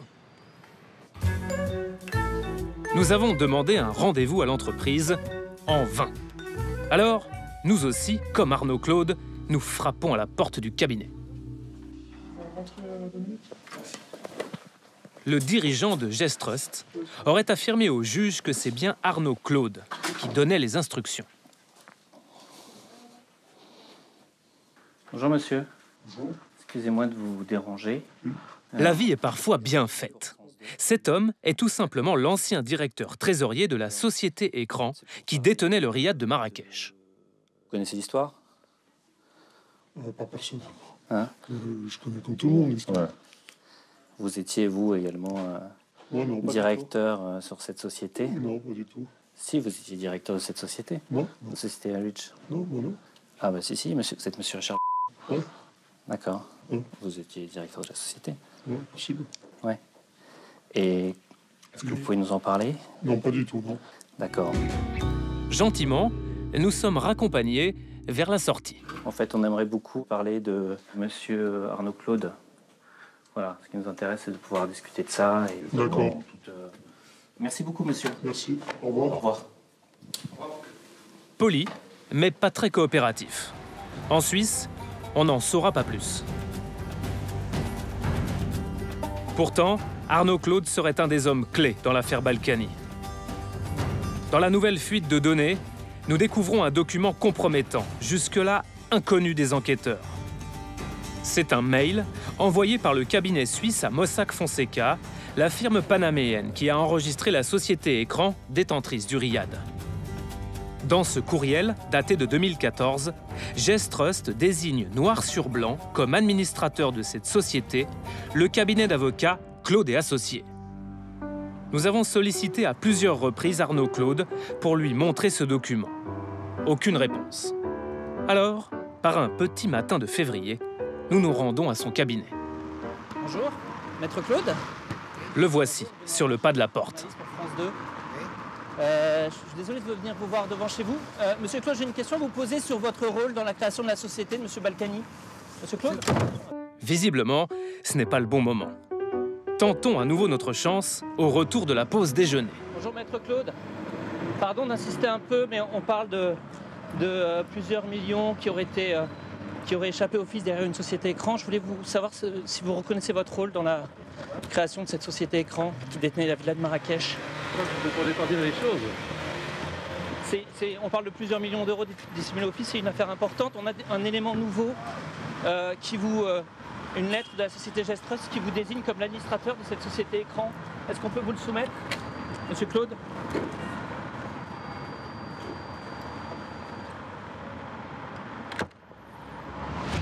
Dommage. L'avocat aurait pu nous guider dans ce labyrinthe. Car de nombreux éléments indiquent qu'il aurait réalisé ce montage pour le compte de Patrick Balkany. Un montage particulièrement opaque, où apparaît un troisième homme qui aurait joué l'homme de paille. Jean-Pierre Aubry. Ce document atteste qu'il est le propriétaire officiel de la société Écran, Heritage. Sur le papier, c'est donc lui le propriétaire du riad de Marrakech. Jean-Pierre Aubry n'est rien d'autre que l'homme de confiance de Patrick Balkany. Patrick et Jean-Pierre, c'est 35 ans d'amitié. Ils refusent de nous rencontrer, mais acceptent de nous parler par téléphone. J'ai entre les mains un document qui atteste que vous êtes sur le papier le propriétaire de la villa de Marrakech. Vous avez raison, mais j'ai jamais dit le contraire. J'ai jamais dit le contraire. Je vous dis, je reconnais les bêtises que j'ai faites. Je le reconnais. C'est pas parce que vous avez signé un bout de papier un jour que ça va vous suivre pendant 40 ans. Je ne fuis pas mes responsabilités. C'est une affaire de famille, et quand ça touche une affaire de famille, c'est compliqué. Voilà, monsieur. Et monsieur Balkany, c'est pas votre père ou votre cousin? Vous rendez service à un copain, vous rendez service à un copain. Voilà, c'est tout. Un service à un copain qui coûte cher, quand même. Mis en examen pour blanchiment de fraude fiscale, Jean-Pierre Aubry encourt jusqu'à 7 ans de prison. De son côté, Patrick Balkany semble plutôt relax. Mais il n'est pas très enclin à répondre à nos questions. Après tous ces refus, on a besoin d'un peu de réconfort. Alors nous prenons des billets pour une belle affiche de basketball, un match Levallois-Limoges.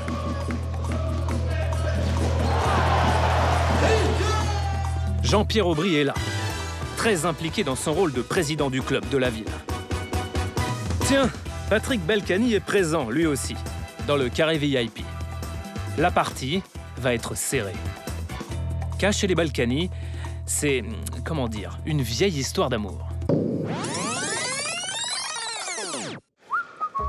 Bonjour, Madame Balkany. Bonjour.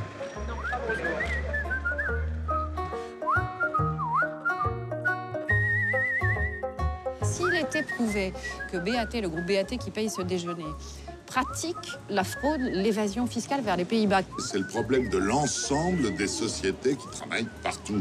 Aujourd'hui, elles font de l'optimisation fiscale. Allez, c'est la mi-temps. Nous profitons de la pause clope pour interroger Patrick Balkany. Bonjour, monsieur le maire. Bonjour, monsieur Balkany. Benoît Bringer, je suis journaliste pour France 2. Je me permets juste de venir vous poser une petite question, si vous avez 5 minutes, là, le temps de la mi-temps. Je voulais savoir, au sujet de la société A-Ridge, vous connaissez? Vous êtes journaliste sportif? Non, je suis journaliste pour Cash Investigation. Je suis au sport, ouais. D'accord. C'est une question assez simple, savoir si vous avez demandé à monsieur Jean-Pierre Aubry d'être votre prête-nom dans l'affaire de la villa de Marrakech pour la société A-Ridge. Je sais même pas de quoi vous me parlez. Bah, c'est... Vous êtes quoi, vous? Je suis journaliste, je travaille pour France 2. Journaliste. Vous ne parlez pas aux journalistes, d'accord. Vous avez pas demandé, je ne vous l'avais pas demandé d'être votre prête-nom. Je ne parle pas aux journalistes. D'accord. Comme vous avez... Aux journalistes sportifs, je parle. D'accord. Là, je fais du sport. D'accord. Juste une question sur monsieur Arnaud Claude, parce que il est, selon nos informations, il aurait été administrateur de la société A-Ridge qui détenait la villa de Marrakech. Est-ce que c'est vous qui lui avez... Est-ce que vous lui avez demandé sur la société A-Ridge d'être administrateur? Raté. Balkany 1, Cash 0. Et vous, qui va gagner, vous croyez? Sur le terrain, c'est Levallois qui gagne. Nous tentons à nouveau notre chance à la fin du match. Monsieur Balkany, je me permets d'insister un peu. En plus, vous avez gagné, donc ça doit être plutôt une bonne soirée pour vous. Est-ce que vous avez demandé à monsieur Arnaud Claude de créer une société écran pour détenir la villa de Marrakech? Monsieur Balkany? 2-0 pour Balkany. Nous jouons les prolongations. Monsieur Balkany, une dernière question. Est-ce que vous étiez le réel bénéficiaire de la villa de Marrakech? Le match était très beau ce soir et je suis très content qu'on ait gagné contre Limoges. C'est vrai, c'est une belle opération, mais là, c'est sur des questions sur de la fraude fiscale, des présomptions de fraude fiscale, de blanchiment de fraude fiscale. Non, mais là, c'est de l'argent des impôts. Vous êtes un élu, vous êtes mis en examen pour fraude fiscale. Est-ce que vous êtes le réel bénéficiaire de la villa de Marrakech, monsieur Balkany? Et c'est la fin du match. La villa de Marrakech, cachée derrière une société écran, a été saisie par la justice. Patrick Balkany et sa famille ne pourront plus en jouir. Pour mettre en place un système d'évasion fiscale, il ne suffit pas de l'aide d'un avocat. Il faut surtout des banques pour héberger l'argent non déclaré.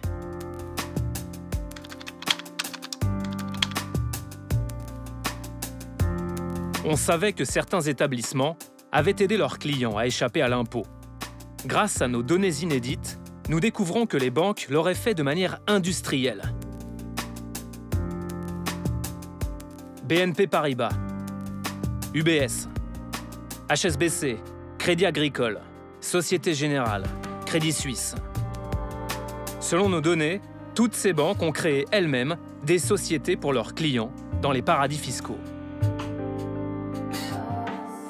L'une des plus gourmandes dans ce domaine est française. C'est la Société Générale. Notamment sa filiale au Luxembourg. La Société Générale Bank & Trust. Pour comprendre le système complexe élaboré par la banque, le Consortium international des journalistes a bossé dur. Il a mis au point ce schéma. une toile de société écran. La Société Générale est ici, au centre, en orange. Chaque point vert autour représente une structure offshore créée ou administrée par la banque entre 2000 et 2015. Il y en a plus de 460. Elles sont basées au Panama, aux îles Vierges britanniques, aux Seychelles. Un grand nombre de ces sociétés offshore ont été fermées ces dernières années. Mais plusieurs dizaines sont encore actives au moment où nous recevons ces données, mi-2015. Cette information contredit les belles promesses de la banque, qui affirme que pour elle, les paradis fiscaux, c'est fini. Pas une déclaration en l'air. Non, non. Le directeur de la Société Générale, Frédéric Oudéa, l'a affirmé en personne. C'était au Sénat, en avril 2012, devant la commission d'enquête sur l'évasion fiscale. L'homme qui a mené les auditions s'appelle Éric Bocquet, sénateur communiste, ici à droite de l'image. C'est lui qui a tenu à convoquer le directeur de la Société Générale. On ne peut pas s'évader sans un peu d'aide. Et à l'évidence, les banques qui détiennent les capitaux, qui les gèrent au nom de leurs clients, ont un rôle central dans ces dispositifs. Donc il était incontournable que nous entendions Frédéric Oudéa pour la Société Générale. Il existe peu d'images de l'audition de Frédéric Oudéa. Ce jour-là, il prête serment devant les sénateurs. De prêter serment, de dire la vérité, toute la vérité. Voici ce qu'il a ensuite déclaré. Nous n'avons plus d'activité dans les États non coopératifs. Et nous avons été au-delà de ces exigences en fermant nos activités dans les territoires qui étaient considérés comme des centres financiers offshore. Ça, sont toutes les sociétés offshore en activité au moment où vous faites cette enquête et où vous recevez Frédéric Oudéa, que la Société Générale a créées. Il y en a 236 en tout. Créé par la Société Générale. Créé par la Société Générale. Aux îles Vierges britanniques, essentiellement. Seychelles, d'accord. Panama. C'est extraordinaire. Disneylia, Dixie Corporation, Vitamine B Commercial. Fantastique, hein. C'est ça qu'il aurait dû me ramener, M. Oudéa. Extraordinaire.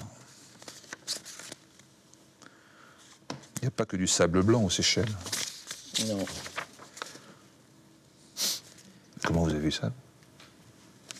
Écoutez, avec ce document-là que vous me remettez à l'instant, où on constate l'existence d'une multitude de sociétés donc, dans les territoires offshore, nous montre bien que ces sociétés ont été créées avant même que M. Oudéa ne soit auditionné par nous. C'est quand même un document édifiant. Et je me demande dans quelle mesure il n'y aurait pas, pour nous, suite à donner, je ne sais pas laquelle, mais si ces documents sont certifiés, non contestés par la banque, à mon avis, aura des comptes à rendre sur l'existence de cette liste. Tout ça ne fait que confirmer les doutes sérieux que nous avions quant à la teneur des propos des uns et des autres sur ce sujet. La main sur le cœur, nous respectons les règles éthiques, etc., etc., etc. Non, on est au cœur de quelque chose de très profond, de très grave, de très influent. Avoir eu un rôle actif dans la mise en place de ce système au compte de ses clients, franchement, c'est gravissime. C'est inacceptable. Au moment où l'immense majorité des gens souffrent, parce que les temps sont durs, parce que l'austérité sévit, parce que vraiment l'horizon est bouché pour beaucoup de gens, il y a tout ça qui continue. Jusque quand ça va continuer? Selon nos documents secrets, la Société Générale a été très active pour dissimuler l'identité de ses clients. Nous avons accès à des courriels envoyés par la banque à Mossack Fonseca, le cabinet panaméen chez qui elle achète les sociétés offshore. Notamment un mail daté de 2008. Voici ce qu'écrit la Société Générale à Mossack Fonseca. Nous vous demandons de nous fournir 2 fondations qui agiront comme actionnaires des structures aux îles Vierges britanniques de nos clients. Nous devons être sûrs que ces fondations seront contrôlées par nous, qui agirons sur instruction de nos clients.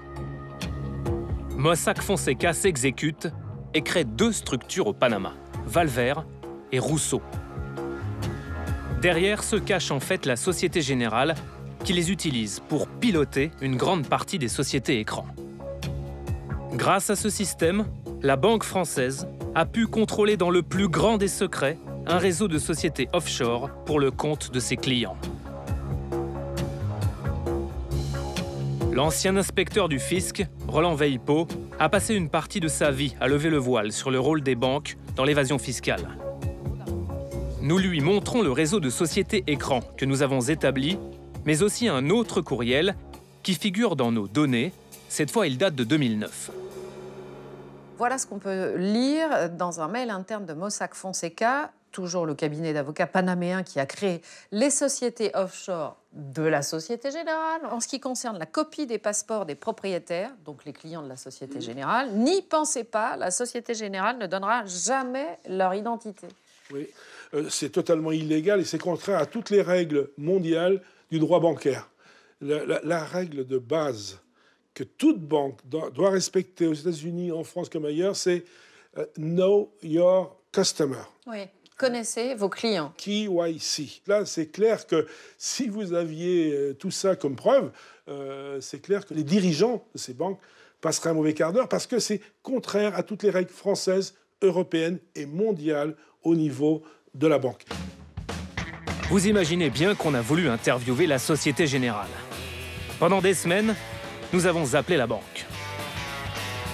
Oui, bonjour madame, je cherche à joindre... s'il vous plaît. Oui, mais en fait, il est en call. Il est en call. En call. Ça n'a pas été facile. C'est encore Élise Lucet. Je tente désespérément de vous joindre. Nous n'arrivons pas à joindre... Allô? Voyez-vous, la gentillesse et l'obligeance de me rappeler, c'est bizarre, mais personne ne nous répond. Est-ce que vous auriez la gentillesse de me rappeler, s'il vous plaît? Ça a d'abord été non. On donne quoi comme explication à nos téléspectateurs? On ne souhaite pas donner d'interview dans le cadre de votre émission, voilà. Puis non. Et finalement, non. On ne souhaite pas participer à ce débat contradictoire dans le cadre de votre émission. En fait, ça a toujours été non. À force d'insister, on arrivera juste à obtenir une petite phrase de la banque. Nous, on respecte les réglementations dans les pays dans lesquels on est implanté, les réglementations y compris fiscales. Voilà. Voilà. Pour le débat contradictoire, il faudra se contenter de ça. À moins que les autorités ne se saisissent de la question et fassent toute la lumière sur les traits secrètes pratiques de la Société Générale.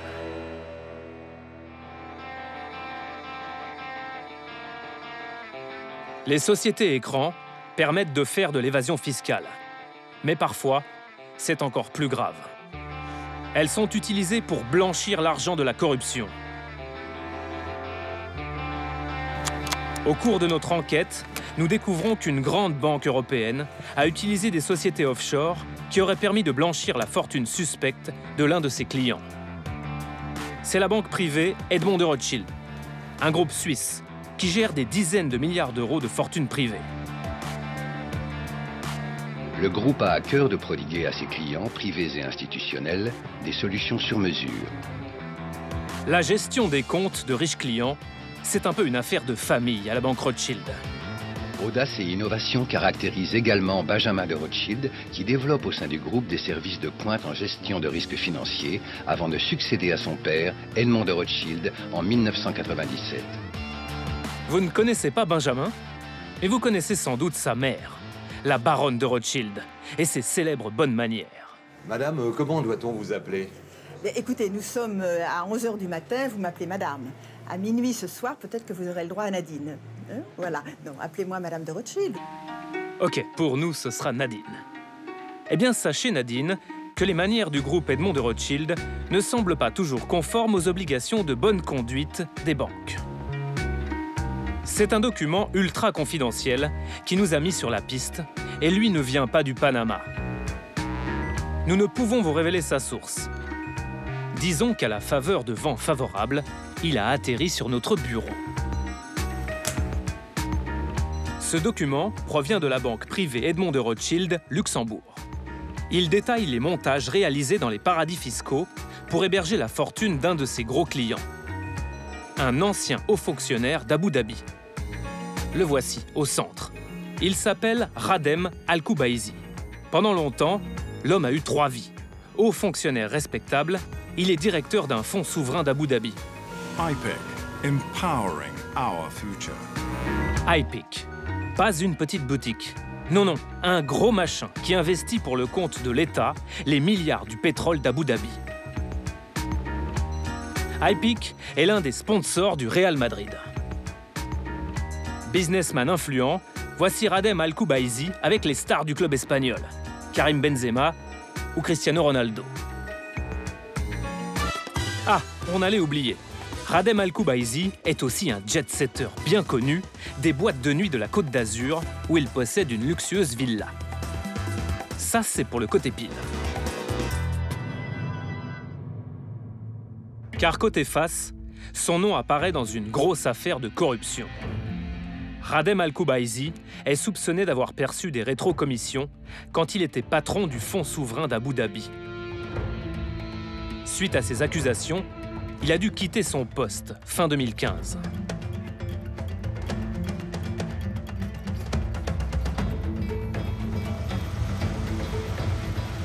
Pour en savoir plus sur l'origine de sa fortune, il faut traverser la Manche. Nous avons rendez-vous avec une journaliste d'investigation indépendante. Claire Ruckastle-Brown est tombée sur le nom de Radhem Al Kubaisi en enquêtant sur un gros scandale financier international. Ses premiers articles sur l'affaire lui ont valu quelques surprises. C'était en juillet 2015. Au moment où les journaux ont commencé à couvrir l'affaire et où le scandale a éclaté, j'avais rendez-vous avec un contact à la terrasse d'un café. Et quand je suis arrivée, il m'a dit « Est-ce que tu réalises que tu es suivi? J'ai pu voir 3 personnes qui te suivent. » On s'est levé, j'ai regardé à travers la fenêtre et j'ai vu une personne dans le café qui me prenait en photo. Depuis, la journaliste a été placée par la police britannique sur la liste des personnes à protéger. Voici ce qu'elle a découvert. Plus d'1 milliard d'euros qui disparaît à l'occasion d'un gros contrat passé entre le fonds souverain d'Abu Dhabi, iPic, et un fonds public malaisien. Dans ce dossier, Radhem Al Kubaisi, le patron d'iPic, semble avoir joué un rôle clé. Un énorme montant a été détourné à l'occasion de ce contrat entre iPic et un fonds public malaisien. 1,4 milliard de dollars. Selon toute vraisemblance, une partie de cet argent est arrivée sur les comptes de Radhem Al Kubaisi. La journaliste pense avoir retrouvé les traces de cet argent. Elle a mis la main sur les relevés de gros virements arrivés sur les comptes de Radhem Al Kubaisi à la banque Edmond de Rothschild. Ici, par exemple, 158 millions de dollars. Là, 129 millions de dollars. En tout, plus de 472 millions de dollars acceptés par la Banque européenne. L'expéditeur de l'argent, une société écran basée aux îles Vierges britanniques. Selon la journaliste indépendante, ces millions que la banque a acceptés seraient les rétrocommissions touchées par Radhem Al Kubaisi. Nous l'avons sollicité, il refuse de répondre.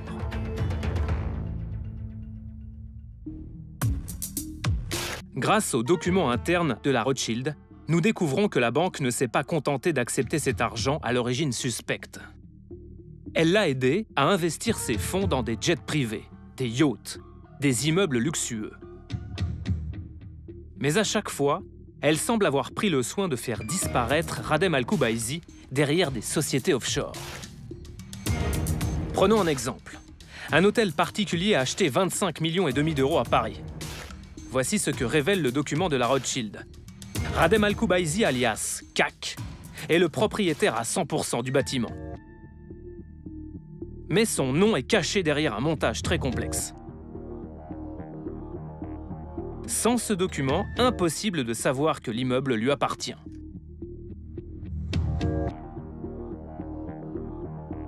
Vous allez voir que ce montage est extrêmement efficace. Nous inventons un nouveau job, testeur de montage financier opaque. Le voici, cet hôtel particulier acheté par CAC. Il est situé dans le quartier des ambassades. Commençons par une chose toute simple. Je voulais savoir qui était le propriétaire de l'immeuble. sur les pages jaunes, vous pensez que je trouverai le propriétaire de l'immeuble? On est sot, on n'y avait même pas pensé. Sur les pages jaunes, c'est le nom d'une société civile immobilière qui apparaît. L'Iris. Mais pas de trace de la personne qui se cache derrière cette société. Pour tenter de trouver le propriétaire de l'Iris, nous nous rendons au registre du commerce pour récupérer les statuts de la société. Nous découvrons que l'Iris appartient à une autre société. Également dénommée l'Iris, mais domiciliée, elle, au Luxembourg. Qu'à cela ne tienne, nous partons pour le Grand-Duché.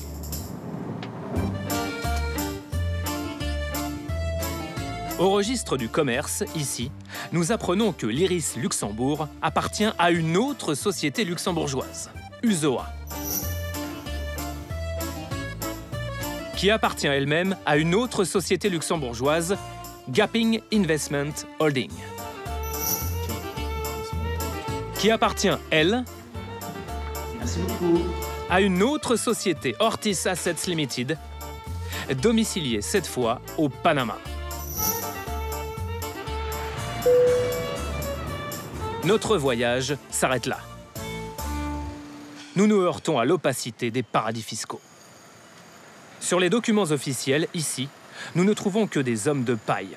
Le propriétaire réel n'apparaît jamais. Dans tous ces registres que nous avons amassés, il y a tout de même un indice, une adresse. Le 16 boulevard Emmanuel Servet à Luxembourg. Toutes les sociétés luxembourgeoises de Radem Al-Kubaisi sont domiciliées ici.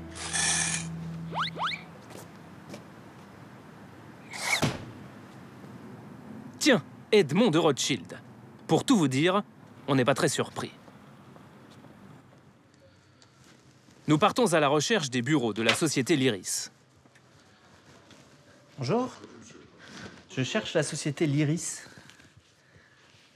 Société l'Iris. Oui. Société l'Iris, 16 boulevard Emmanuel Servet. L'adresse, c'est la bonne. Ah. Je vais voir si je trouve quelqu'un. Merci. C'est bien. Il y a quelqu'un qui va venir. Super, merci. Merci beaucoup. Très bien, merci. Si nous sommes à la société l'Iris, elle a une belle salle d'attente et un service délicat pour les visiteurs. Nous sommes pleins d'espoir. Bonjour. J'aurais juste besoin de votre identité, savoir de quelle société vous êtes et puis la demande que vous auriez. Moi, je cherche juste la société l'Iris, en fait. Regardez, elle est domiciliée au 16 boulevard Emmanuel Servet. Donc ici. Donc je ne sais pas... vous, de première ligne, mais... Vous travaillez ici, je travaille ici, Edmond Rothschild. Donc en fait, ici, c'est Edmond Rothschild. Tout à fait, c'est un bâtiment A. Le bâtiment A doit être vraiment grand. Avant de venir, nous avons découvert que CAC et plus d'une centaine d'autres clients ont fait domicilier leur société dans ces locaux. Ça vous dit rien? Aratos Investment, Azulux, Balzac Développement. Non, mais il y en a beaucoup. Regardez, Danny Boy. Toutes ces sociétés-là, elles sont domiciliées à la même adresse. Et il y en a au total... Il y en a 163 au total. Et ici, il y a 163 bureaux de société ou... Vous le sauriez. S'il y avait 160. Monsieur, je ne sais pas ce que vous essayez de... Non, mais j'essaye de comprendre où je suis, en fait. Et je comprends très bien, vous êtes à la banque Edmond Rothschild. D'accord, ok. Bon, ben, merci beaucoup. Très bien, merci messieurs. Pourquoi une banque a-t-elle autant de sociétés domiciliées chez elle? Excusez-moi, madame. Are you speaking French? Ah, la société l'Iris, ça vous dit quelque chose?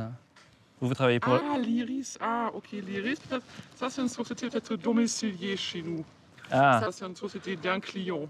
Ah, parce que vous domiciliez les sociétés des clients, c'est ça? Peut-être, oui, peut-être c'est ça. Vous êtes de qui? Moi, je travaille pour France 2. Madame ne doit pas être une fidèle de notre chaîne. Elle s'enfuit lorsqu'on évoque le nom France 2.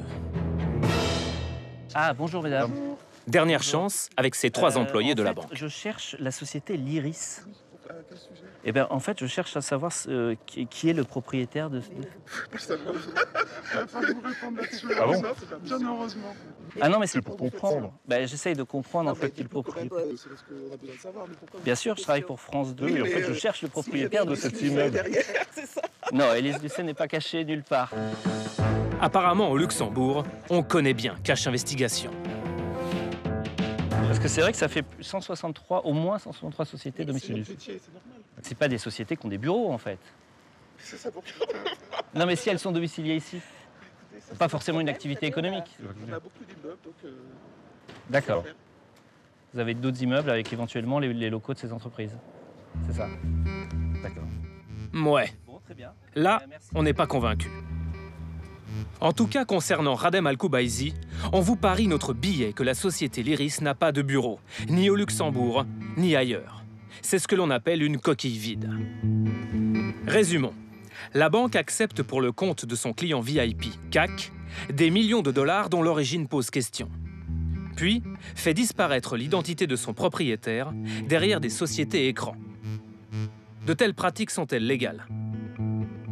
Nous avons besoin de l'éclairage d'une spécialiste de la lutte contre le blanchiment, Chantal Cutajar. Si la banque accueille son argent alors qu'elle a un doute sur cet argent, si elle a un doute, elle doit lever le doute. Elle a l'obligation, c'est une obligation de résultat.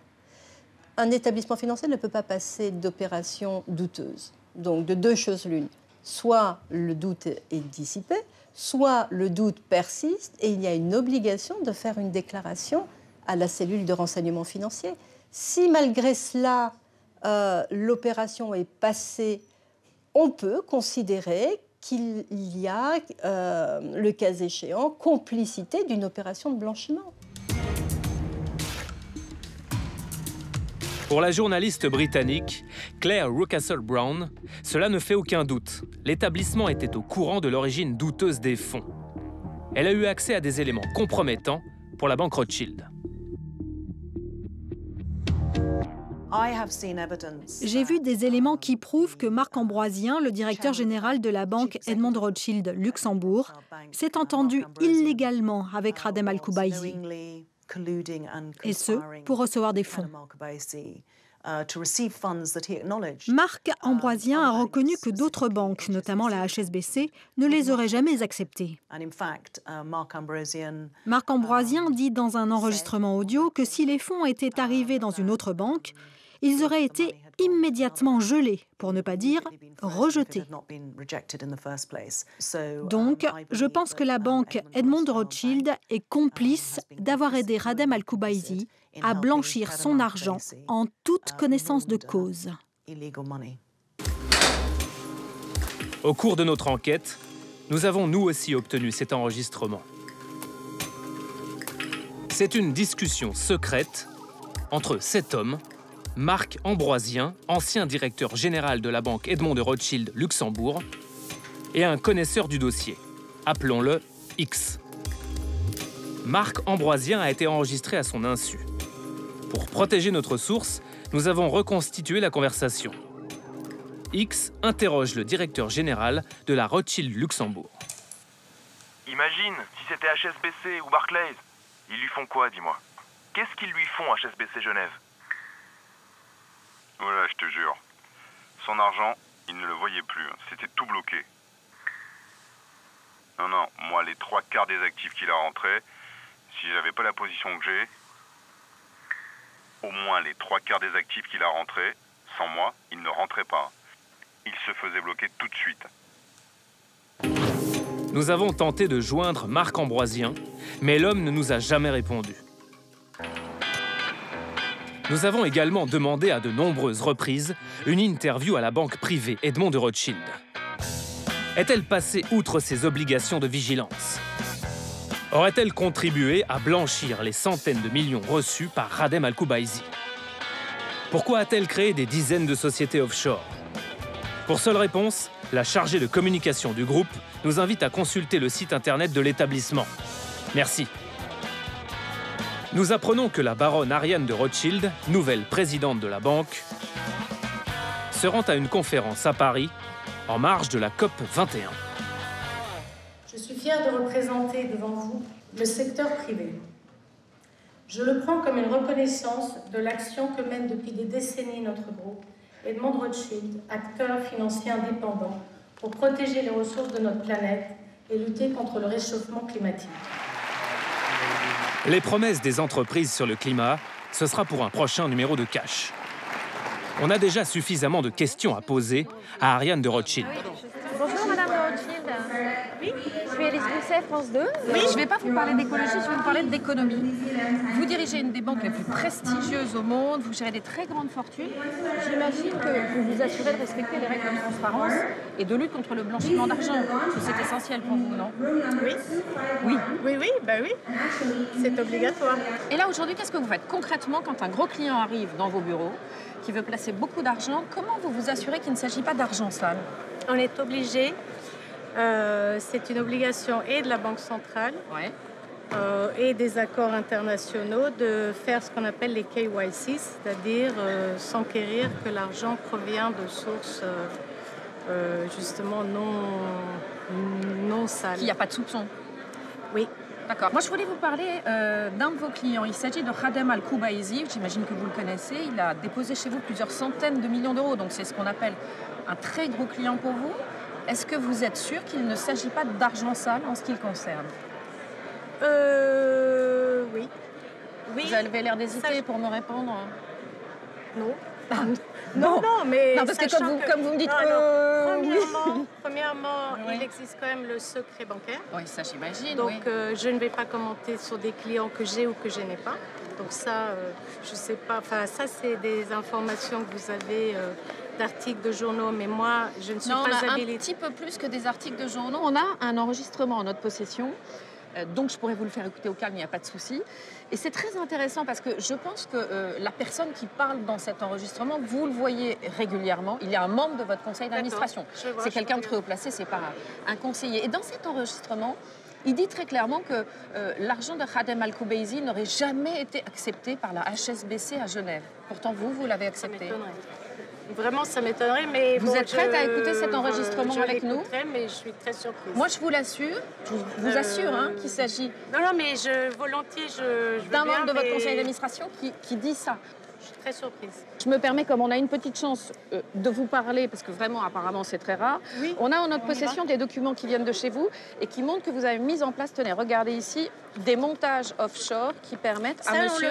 Ça, je ne peux pas les regarder ici, vous me dites que... je vous ai dit, il y a quand même le secret bancaire que je dois respecter. Bon, alors, sans regarder les documents, on a... D'autre part, vraiment, c'est pas le lieu. Non, mais je sais, mais vous voyez... C'est même presque dérangeant que quand on parle de ce type de sujet, vous parlez... Enfin, moi, je trouve ça assez déplacé, mais... Juste une question. On a des documents qui nous prouvent que vous avez monté des sociétés offshore qui permettent à M. Al-Koubaïzi de dissimuler son identité. Moi, je ne peux pas... Ici, je n'ai pas le droit. Je n'ai pas le droit. C'est la loi suisse de divulguer de nom de clients de la banque. Oublions les noms. Oublions les noms. Absolument interdit. On a des documents qui nous montrent que vous avez monté au moins 142 sociétés écrans. 142 sociétés écrans pour des clients qui, de fait, ont leur identité dissimulée. Vous n'avez aucun commentaire à faire. C'est normal que votre banque crée des sociétés offshore. C'est pas les sociétés offshore, je ne suis pas que mauvaise. C'est un mauvais concept que vous avez. Madame de Rothschild, juste, est-ce que c'est normal que votre banque crée des sociétés offshore? Et beaucoup, pardon monsieur, excusez-moi, je voudrais passer. Apparemment, à la Rothschild, il n'y a pas que les sociétés qui font écran. Par rancunière, avant de partir, Ariane de Rothschild aura un petit mot gentil à notre endroit. You should avoid having these people. Which one? These I know we did our best. Thank you so much for coming. They cannot possibly bother you. Oh yes, they do. You're untouchable though. I gotta go back to the minister. Thank you so much. Marc Ambroisien a quitté la Rothschild il y a quelques mois. Et le parquet de Luxembourg vient tout juste d'annoncer l'ouverture d'une information judiciaire contre X pour blanchiment de fonds. De quoi jeter un froid dans le monde secret de la banque. En tout cas, pour faire grimper la température, rien de tel qu'un retour sous les tropiques. Pour terminer cette enquête, on a une petite devinette pour vous. Quel est le point commun entre Khadem Al-Koubaïzi, le client VIP de la Rothschild, Patrick Drahi, le nouveau magnat de la presse française, et Philippe Santini, l'ex-directeur de la pub de France Télé? Ok, ils ont tous des noms en I, mais ce n'est pas ça, non. Ils ont la même directrice officielle pour leur société offshore, Laetitia Montoya. À elle seule, elle dirige des milliers de sociétés. Sacrée businesswoman. Nous avons retrouvé son adresse. Elle habite dans cette banlieue populaire de Panama City. Ici, précisément. Pour espérer la rencontrer, il faut se lever tôt, très tôt. On l'attend devant chez elle, avec sous le bras la liste des sociétés écrans dont elle est la directrice. Comme tous les habitants du coin, Laetitia Montoya part aux aurores, au boulot. Une femme sort de chez elle. Êtes-vous Laetitia Montoya? Non. No, she's not. Elle est partie. What? Elle est partie à quelle heure? À 5 heures du matin. Vous êtes de sa famille? C'est ma belle-sœur. Et qu'est-ce qu'elle fait dans la vie? Elle travaille pour un cabinet d'avocats, je crois. Vous diriez que c'est quelqu'un de riche? Non. Parce que selon nos informations, elle serait la directrice de nombreuses sociétés. Pas causante, la belle-sœur. On a des questions pour Laetitia Montoya. Elle serait la directrice de milliers de sociétés. Quoi? De nombreuses sociétés qui sont à son nom. Je n'en ai aucune idée. Une dernière question. C'est bon, ça suffit. On a comme un doute, tout d'un coup. Et si la belle-sœur nous avait menti? Si la belle-sœur n'était pas la belle-sœur, mais Laetitia Montoya elle-même? Procédons à une analyse anthropométrique. Comparons son visage à la photo du passeport de Laetitia Montoya. Les yeux, identiques. Nez, identique. Bouche, identique, en moins souriante. C'était bien Laetitia Montoya. Et nous, on ne devait pas être très réveillés. Alors, nous lui laissons un petit souvenir que le vent du matin va nous aider à dérouler. Laetitia Montoya, employée de Mossack Fonseca, est la directrice officielle de pas moins de 11 000 sociétés. 11 000 fois, elle a prêté son nom et sa signature. Quel boulot!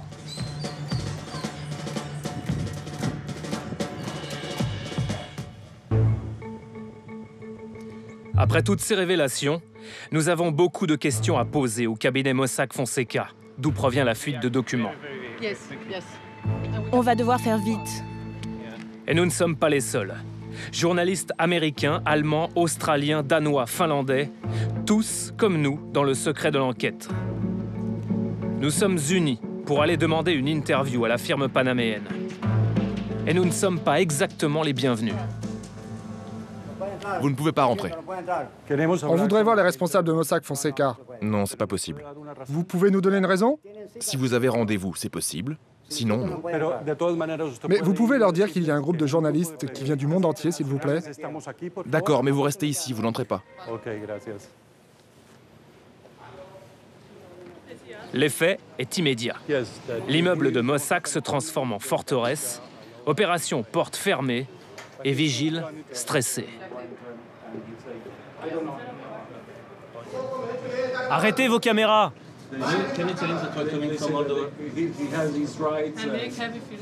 Mossack appelle même en renfort la police locale.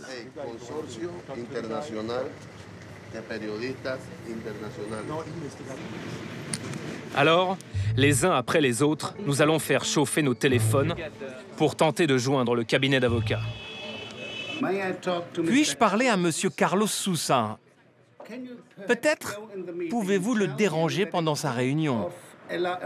Dites-lui qu'il y a un groupe de 20-25 journalistes du monde entier devant votre bâtiment et que nous attendons que quelqu'un réponde à nos questions.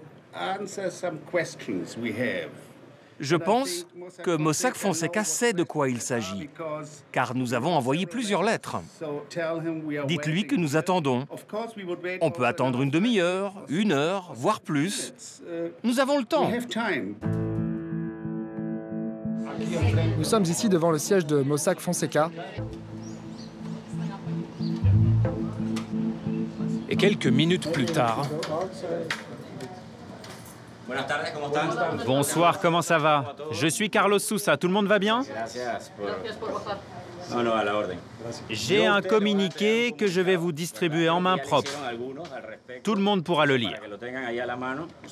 Oui, mais on fait de la télévision, est-ce que vous ne pourriez pas... Ah, la télévision, on ne va pas vous donner d'interview. Ce n'est pas la politique de la maison. Ce communiqué, c'est un bon résumé de notre position. Allez, servez-vous. Vous pouvez nous répondre sur les accusations de complicité d'évasion fiscale? Absolument pas.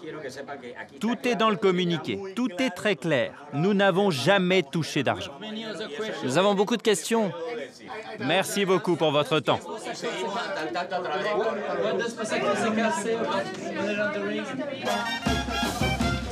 Un petit tour, et puis Carlos nous dit adios.